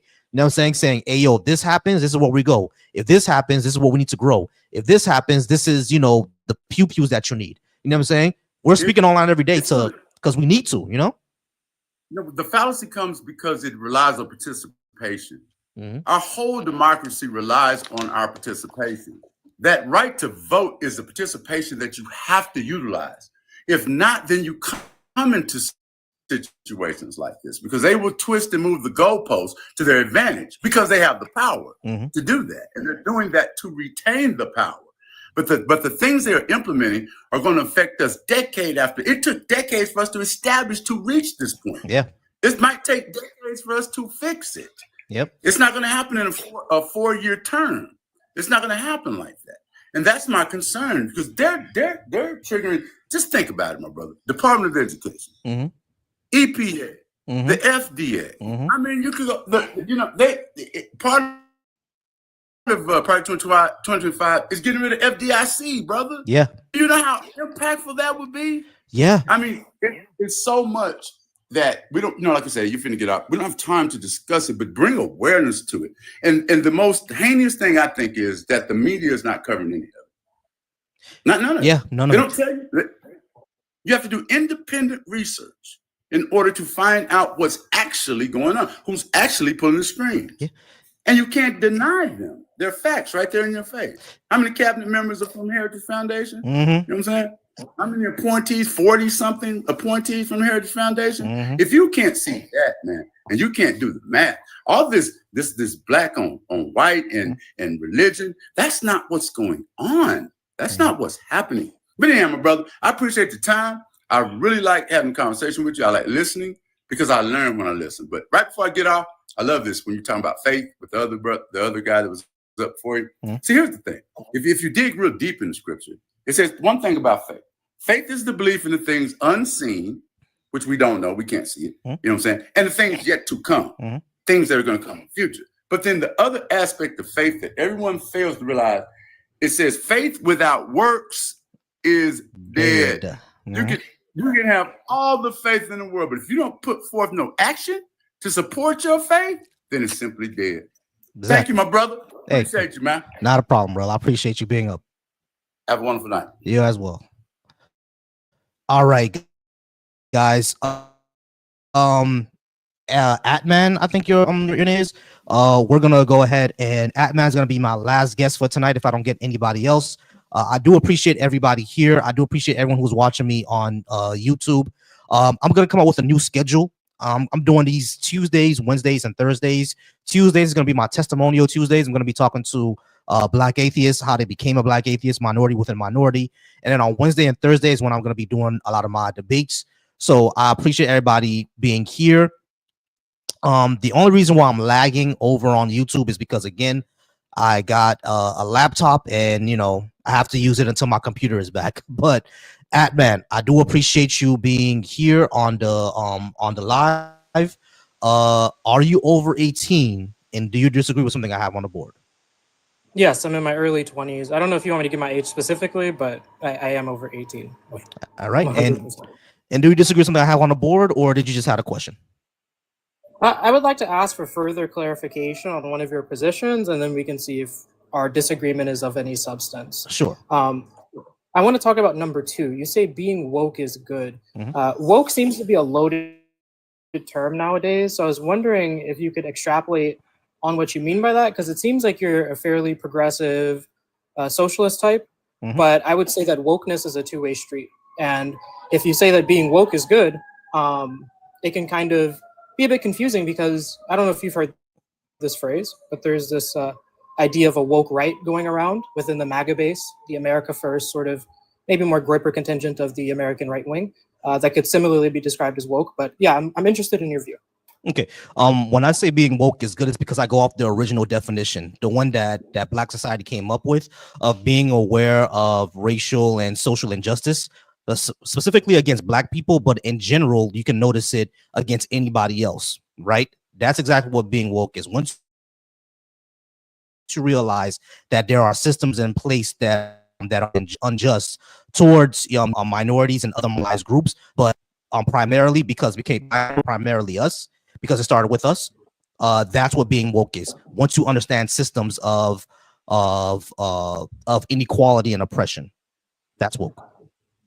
Yeah, pretty interesting. I would say that I don't disagree with this description of woke in principle, but I would say that the modern form of contemporary wokeness that's found in commonly American leftism, I would say, is a toxic ideology that I completely disagree with, especially as it comes to how, let's just say, like, and this is kind of a cliche phrase, so forgive me, but how woke leftists have kind of dominated society in the cultural realm, which I think has been a net negative for us in many different regards. Specifically, things like defending. I don't want to get your stream banned because you do seem like a reasonable and respectful guy, but like the drag queen story hour stuff, or stuff to do with defending prostitution as like a legitimate job, quote unquote. I think that has nothing to do with being woke. That's just what white conservatives said it was, and everyone just ran with it for no reason. Like that literally has nothing to do with wokeness. Nothing. Here's what happened, right? Black people said it. White college students heard it. White college students are starting to hear it. Then folks like Ron DeSantis and Trump heard it, and then and Ron DeSantis heard it, and then they said woke is bad. They had no idea what it meant because they're not connected to the community. Like, you really think people like Ron DeSantis is going to go to the hood and get a haircut? He's not around black, so he has no idea what it means. Neither does Marco Rubio, neither Ted Cruz, Marjorie Taylor Greene, or Charlie Kirk is not going to go to the fourth ward of Houston to get a haircut. He's going to soup cuts around other white conservatives. They have no idea what this stuff means. So they just heard white college students say it, and then they started saying, "Oh, it must be a bad thing. We have to be against it." That's really what it is. They have no idea what they're talking about. So when people say that woke is defending, drag king story hour, this is why black people look at y'all like, "What are y'all talking about?" That's nothing to do with anything. Now, drag king story hour, I don't really have a big issue with it because it's just guys in dresses reading to kids. I don't give a shit about that. They're not harming anybody, so I don't care. But as far as what does that have to do with woke, literally nothing. It's just some shit they make up. Okay, I think we can find a common bridge in the sense of I dislike all of the conservative politicians and influencers, ranging from Charlie Kirk to Marco Rubio that you mentioned, and you won't catch me defending any of these guys. However, I do think that we should be able to both agree that woke, or any term really, can always undergo developments beyond its original meaning. And I think that insisting that the meaning of a phrase is restricted to one particular time period when it's taken on a life of its own kind of is a way to evade the tougher questions that come with advocating for a woke worldview. Because, and I'm sure that this is like a pretty inoffensive statement to make, but wokeness, as you said earlier, is a sort of critical framework. It's a way of understanding the world. You are woke because you are waking up to the realities of the world that other people are rather silent on, or maybe wholly unaware on. And so I think that it's a bit, I don't want to call you disingenuous because it feels like a sharp word, but I would disagree with the insistence on just keeping woke in one corner and saying it is this and only this, and everybody else has an incorrect definition of it, or that it's quote unquote co-opted. Yeah, seems okay. to be a popular word. No, but here's the thing: it was co-opted because, like, when conservatives started using woke as a pejorative, and every time you asked them what they meant, could they give you an answer? Maybe they couldn't, but I definitely could. Right. No. Yeah, there are people who definitely could, but where did your definition come from? Did it come from the people who actually made the term, or did it come from just conservative media? Well, why can't it be both to varying degrees? Right. Okay. But that's my issue, because it could be the same to varying degrees, but conservative media co-opted it. They had no idea what it meant. They just started attaching different things that they didn't like to the word woke, and everybody just ran with it. But it like when I do agree with you, words can transform, right? Like, for example, the word "retarded." I'm not going to say the full word because I don't want to get taken down. But that word, right? It used to just mean someone who had intellectual disabilities, but people started using it as an insult, and nowadays it's a slur, and nowadays it's considered rude. It's considered almost comparable to racial slurs now. You see what I'm saying? But that's because it transformed, right? There were utility to it. People, it was attached as an insult to other things, and it developed in society into that, right? Over the course of maybe 10, 15 years. When it comes to the term woke, conservatives heard it and then attached everything to it, and then had no clear definition for it.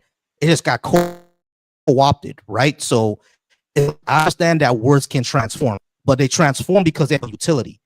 The only utility to this was to hate people on the left. That's really it. Because, for example, if you take a look at like, for example, shows like what was that show that was on Disney? It was the Star Wars show. Yeah, it was a Star Wars show. I forgot. It was a Star Wars show. What was that Star Wars show? It was the one before Andor. Damn. What was that show? Yeah, I'm unfamiliar with the Star Wars canon. Otherwise, I would genuinely help you. Okay. Oh, here's a good one. Are you familiar with Lord of the Rings? Yes. Okay. Vaguely. So when Prime came out with Lord of the Rings Ring of Power, right? And they had black people in it. What did everybody start calling it? Woke. Exactly. Is this weird? What Yeah, exactly? I was a leading. Exactly. So what does black people being in fantasy have to do with being woke? Like, what does that mean? You see what I'm saying? So when I say that it has no utility and it has, this is what I'm talking about, right? Anything that they don't like, or even just to be racist, they call it woke. Hey, those words all come from engineering, though. That R word, that's a technical term. You can R word timing on a timing belt. Yeah, I understand. I understand, Mikhail. Hell. Give me a second. All right. It's right. It's Adam's turn first, and then it's gonna be you. Just give me 1 second. But yeah, when I say that thing are co-opted or have no utility, or the only utility for it is to just be racist, that's what I'm talking about. Like, for example, when you go on Twitter, for example, everything is DEI. If it's a black person in it, it's DEI. For example, they call the mayor of Baltimore the DEI mayor. You see what I'm saying? And when you ask them what exactly does DEI mean, they say didn't earn it, right? But mayors get voted in, so how didn't he earn it? You see what I'm saying? So the only utility that folks have been using woke and DEI for is typically just to hate on anything that's left of them, or just to be racist. That's the only utility, which is why when people use woke as a pejorative, there's an eyebrow raiser, like, you're probably just using it to be racist. You see what I'm saying? Sure. And you made an interesting point earlier that I want to respond to. You said that the right wing co-opted the term woke. And I can agree to that to a certain degree, only if we can both agree that it was the left, specifically the academic left in the 1960s, in the context of Cold War academia, that took what we now refer to as wokeness to its logical end. Wokeness as a form of critical consciousness, as a form of critical pedagogy, wrapped up in 1960s left-wing frameworks from the bloc of communists in America that were anti-Soviet and specifically operating within these halls of power, or halls of power soon to be, right? Those were the people who took wokeness to its logical end. Those were the people that influenced the intellectual environment of the civil rights movement and everything else thereafter. So I think that when the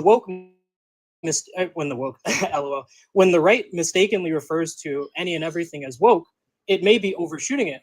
But at the same time, I refuse to believe that only the right is responsible for making woke a dirty word, when wokeness is something that was engineered by left-wing and oftentimes Marxist academics in order to further liberate people from the so-called constraints of capitalist and civil society. Right. I think that I think that's just part of honesty. Yeah, what I think what you're reaching for is a critical race theory. And no, not even critical race theory. Not even critical race theory. That's more of a culture war thing. Right, but you're talking about critical theory in of itself, like critical theory. Yeah, sure. Just in general. I mean, like, right. For example. I mean, yeah, go ahead. Sorry. Okay, yeah. So like, when it comes to like the civil rights movement, right? Yeah, a lot of them were a lot of them were socialists, a lot of them were Marxists, right? Like Bayard Rustin was a Marxist. The Black Panthers were Marxists. MLK was a socialist, right? So yeah, a lot of them were that, and it's kind of obvious why they were, because America mixed racism and capitalism together, and you can argue still to this day that still is a thing, right? So a lot of them are going to be, of course, anti-capitalist, and when you're anti-capitalist, you're going to become a Marxist. So I can see that, but when we say that, when it becomes like a dirty word, I don't see how being critical of the society that we're living in, especially when it uses capitalism in order to be racist, against marginalized groups or to oppress marginalized groups, and to be critical of that view, or like have a framework that's critical of that, how would that then become a dirty word? I think woke becoming a dirty word is something that I'm mostly neutral on. However, I do think that woke leftists tend to, when you make a statement as broad as being woke is good, they kind of forget that, okay, well, there's also a woke segment of the right wing. These are groypers. These are the America First types.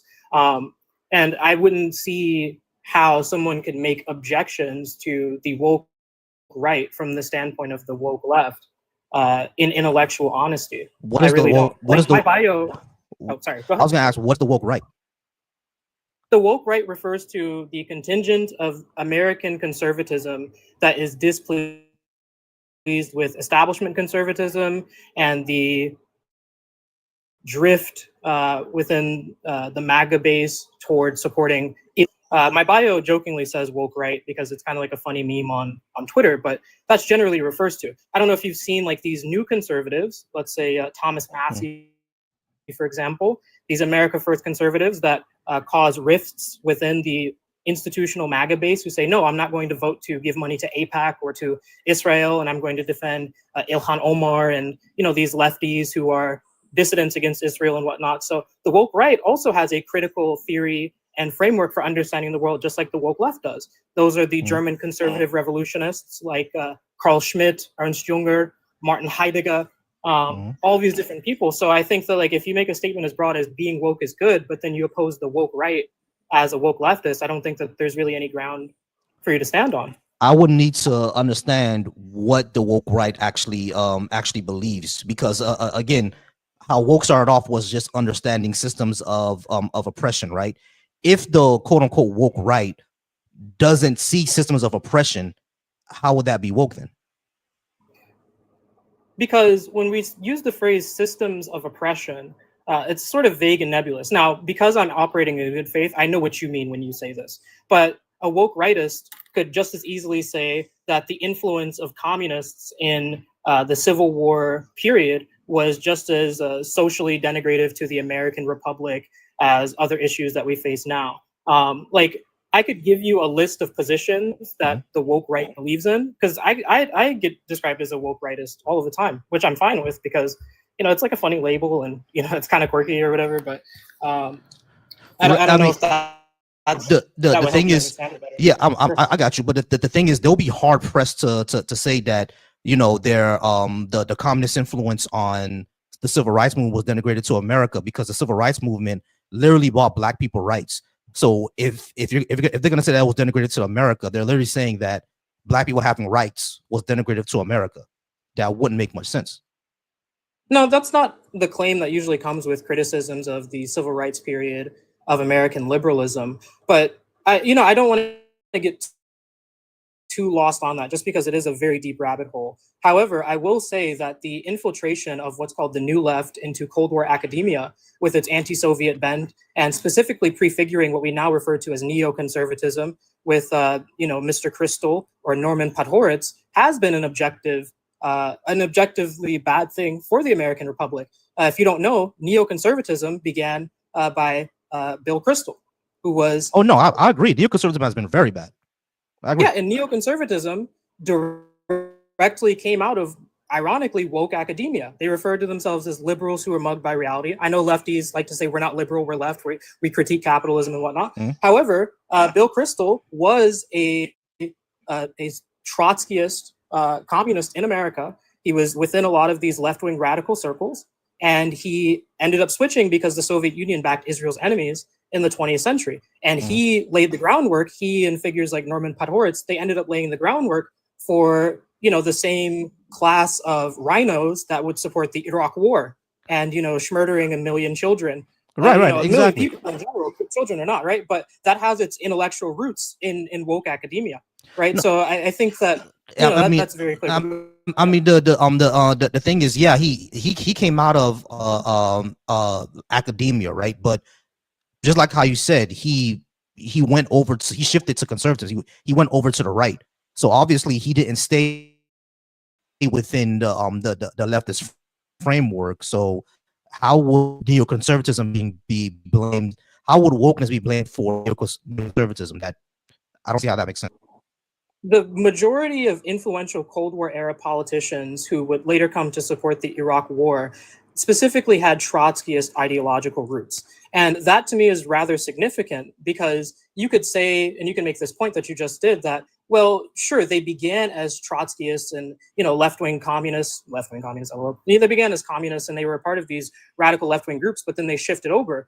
But I would disagree with the implication within that statement that therefore there's a rupture between what he was absorbing in the context of critical theory and how his views evolved in the context of what we now call neoconservatism. Because in fact, the neoconservatives, I mean, if you know about the Straussians, right, or even and this isn't really typical neocon theory nowadays, but even figures like Alexandre Koch figures who were influential within the critical theory environment of left-wing academia of the 20th century. And I think institutions today, I think there's a direct one-to-one correlation. It's not always there, the but reason it's most certainly present. The reason why I don't see that is because literally like one of the most critical versions of imperialism today, a lot of like woke or leftism is very critical of Israel because of that, because of they believe that it's colonialism and imperial, as Zionism is. A lot of us are anti-Zionist because of its colonial roots, right? So if it's if leftism is extremely critical of colonialism and is against certain organizations or governments because of the roots, how would that then mean that the people who support colonialism are rooted in leftism that criticizes colonialism? That connection doesn't make sense to me. Sure. Critical theory is an open field. Yeah. Right. We have actually we are kind of out of time, Adam. This is fun, but you gotta come back soon because I gotta move on because we're way over time. If that's sure right. thing. How about this? Would you be okay with going another 5 minutes, maybe, or maybe I can just make this last point and then wrap it up? Sure. Okay. Yeah. Like I was saying, critical theory is an open field. We have statesmen who have been influenced by Hegel. We have politicians who have read, figures like Michel Foucault or any of these other critical theorists. And I don't think that it's a controversial take at all to say that the imperialists that we have in office today definitely are not completely unaware of these left-wing authors or critical ideas. I mean, Barack Obama pretended to be a socialist in his college days, and he wrote about that in his book.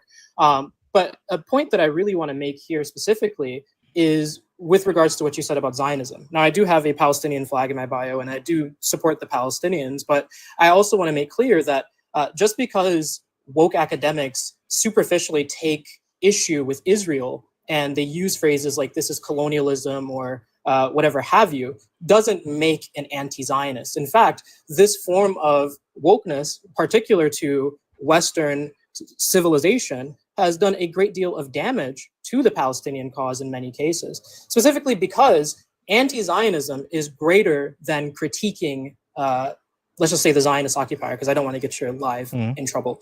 It's greater than just making criticisms of the Zionist occupier. I mean, is Bernie Sanders an anti-Zionist, even though he literally spouts like Hasbara propaganda about, let's call them the H group, saying that, they were, subtly implying that they were funded by the Zionists and whatnot. I mean, that's a form of Hasbara that is doing, the work of the Zionists for them. And the same thing could be said for the entire critical apparatus of modern woke academia as well. It is insufficiently pro-resistance, and they're self-flagellating about the crimes of colonialism in the context of Palestine, while understandable, is not a threat to the establishment, which is why it's allowed to exist. Right, I got you. So, like, they don't really go far enough, or they're kind of ivory towerism. They're not really resisting. They're just like in their towers saying that, we're the academics that write all this theory and stuff like that. Yeah, I get ivory towerism, right? I do get that because that is a problem that academia has, where they just sit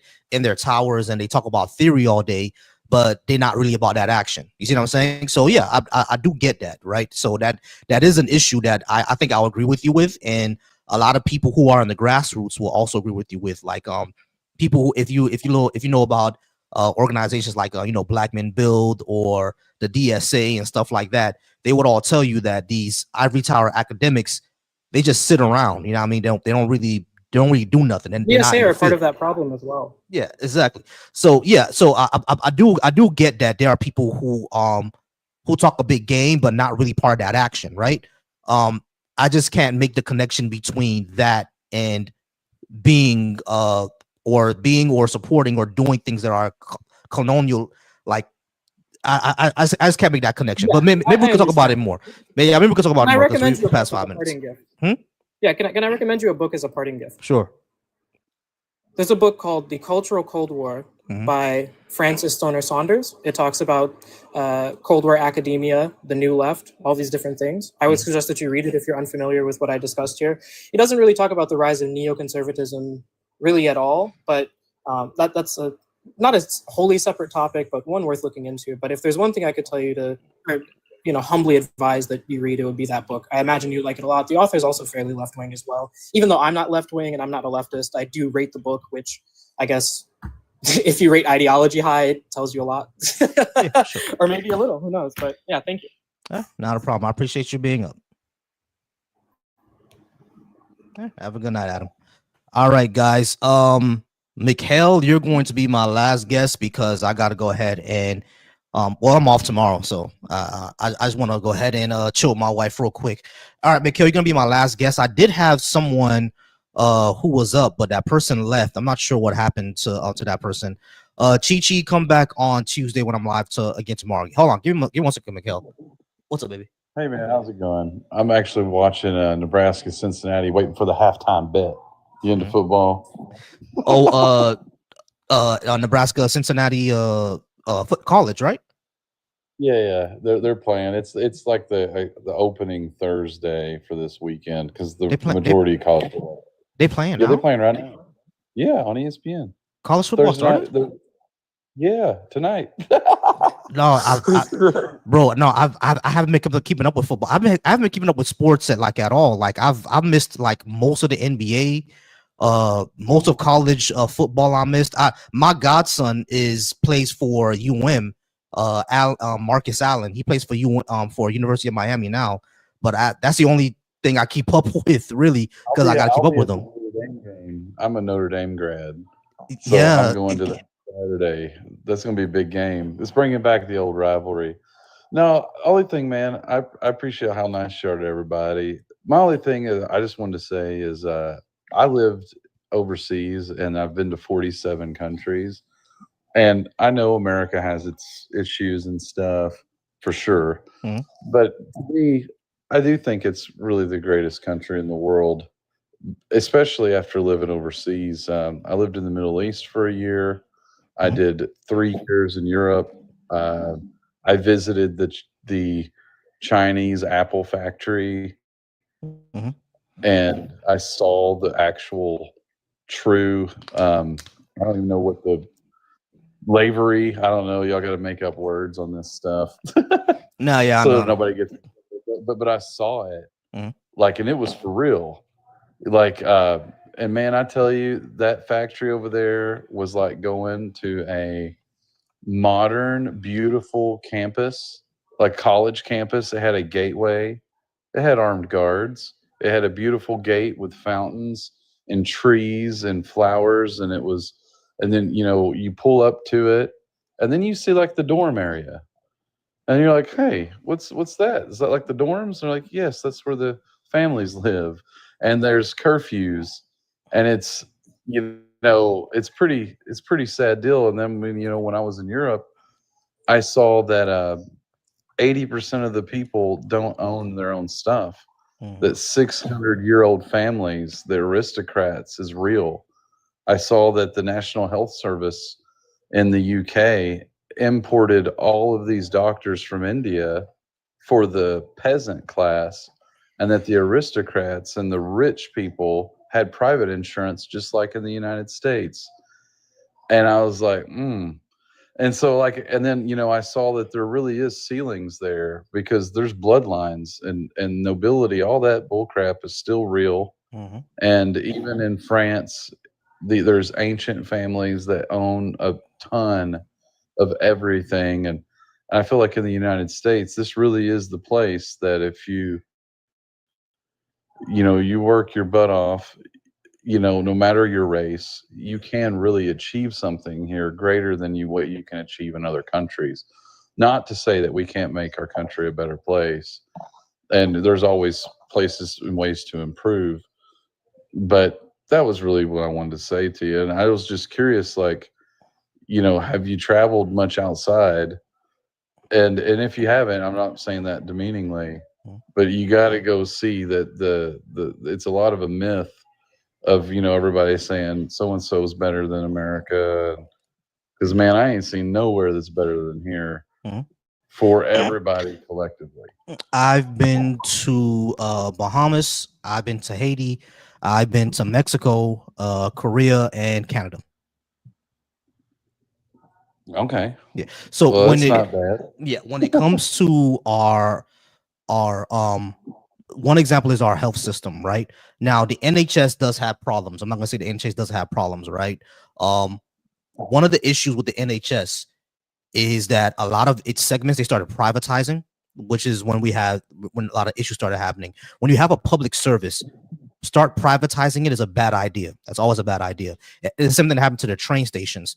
Which is why UK trains are all out of whack now, because they started privatizing a lot of it.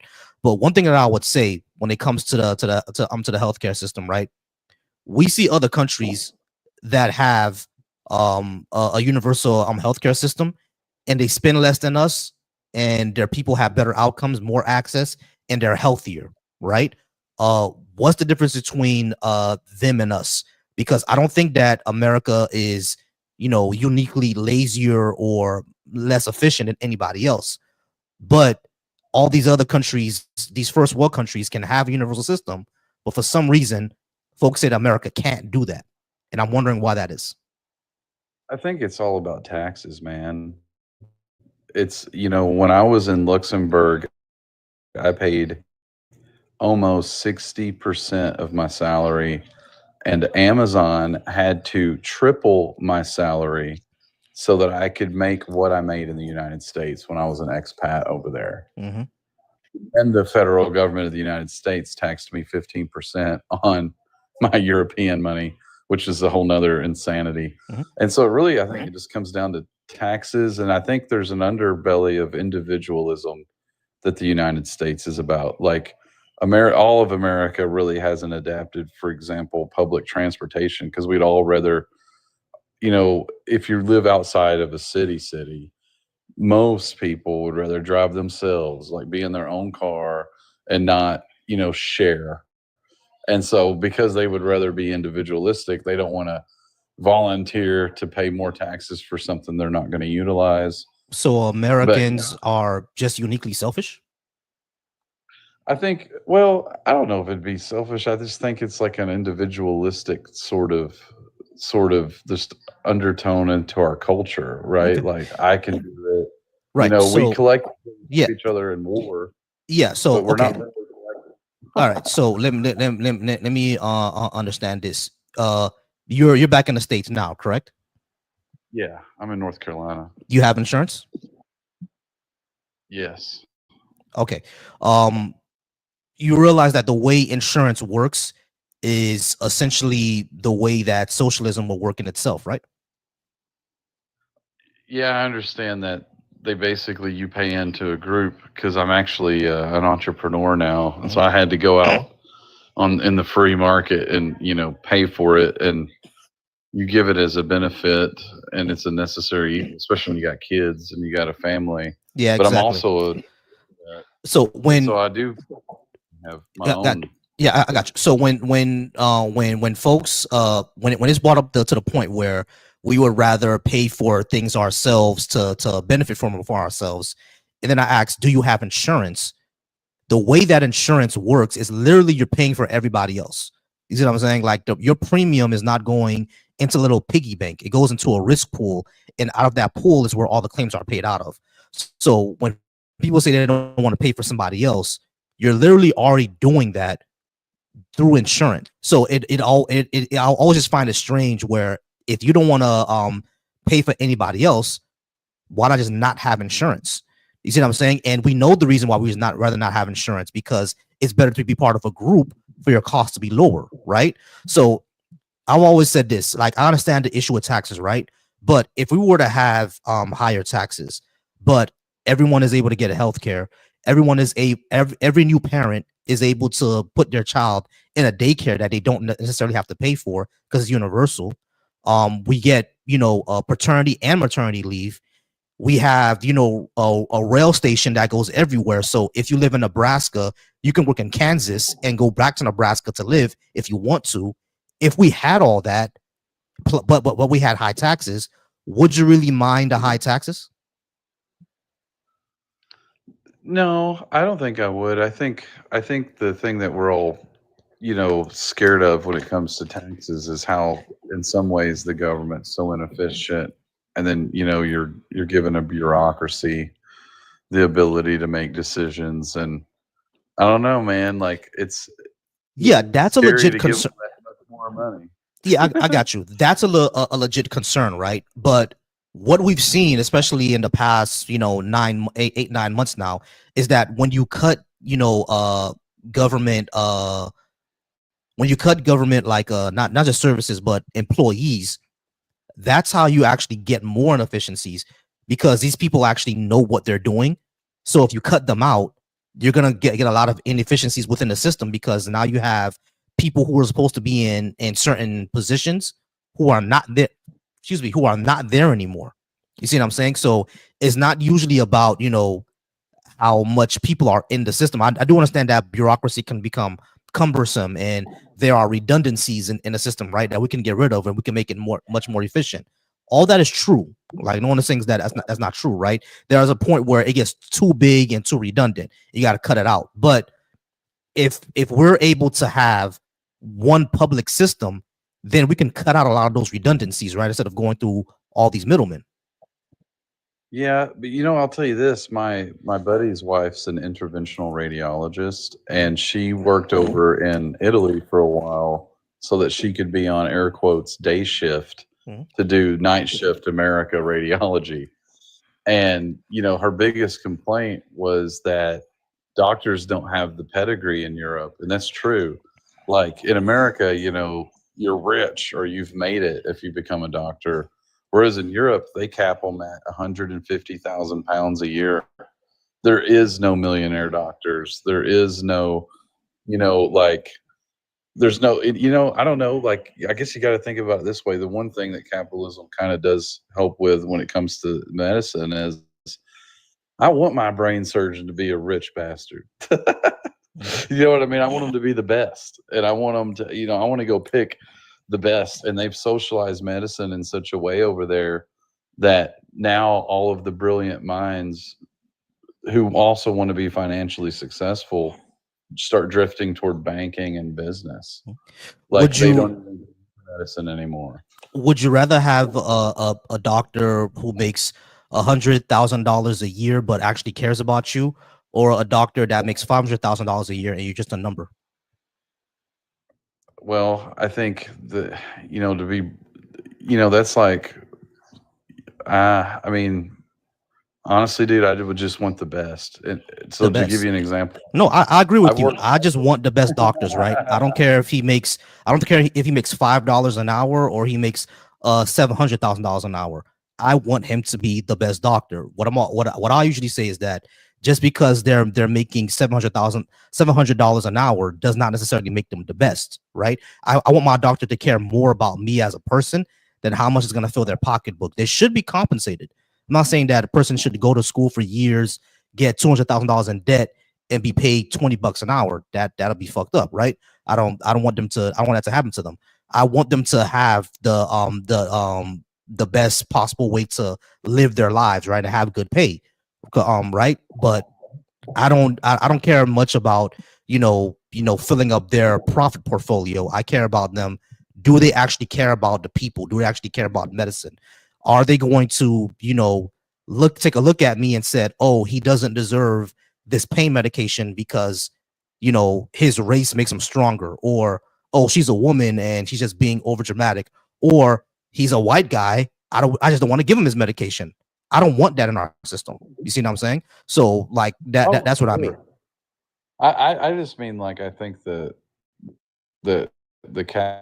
capital.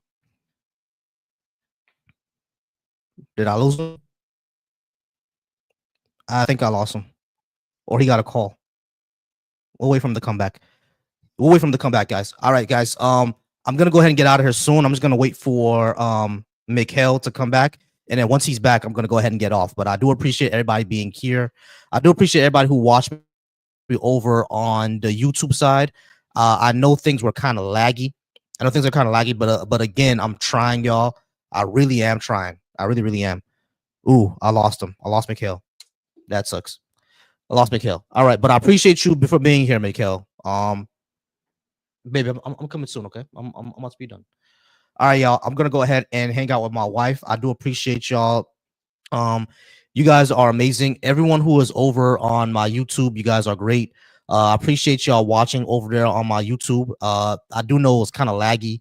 I'm gonna get the internet right. All right, I'm gonna get the internet right. Don't worry about that. I do appreciate y'all. You guys are amazing. You guys are great. Damn, Deep Alpha, you just got here, bro. Deep Alpha just got here, y'all. But yeah, you caught me when I'm leaving, man. You caught me when I'm leaving. All right, I'm gonna come up with a schedule. So yeah, Tuesdays, Wednesdays, and Thursdays, I'm gonna be doing this. Tuesdays is the testimonials for Black atheist agnostics to get interviewed. Wednesdays and Thursdays are gonna be my debate nights. I'm gonna be running this topic a lot. You're gonna be seeing this topic a lot. All right, yeah, I might see some switch ups, but come back on Tuesdays, Wednesdays, and Thursdays where I'll be doing this, running this topic. I appreciate you all. You all have a good night. I'm going to be spending my weekend in Miami because it is my birthday. Yeah, I wish me good luck because my wife has a lot of things planned for me. But I appreciate y'all and I love y'all. Have a good night. Peace out.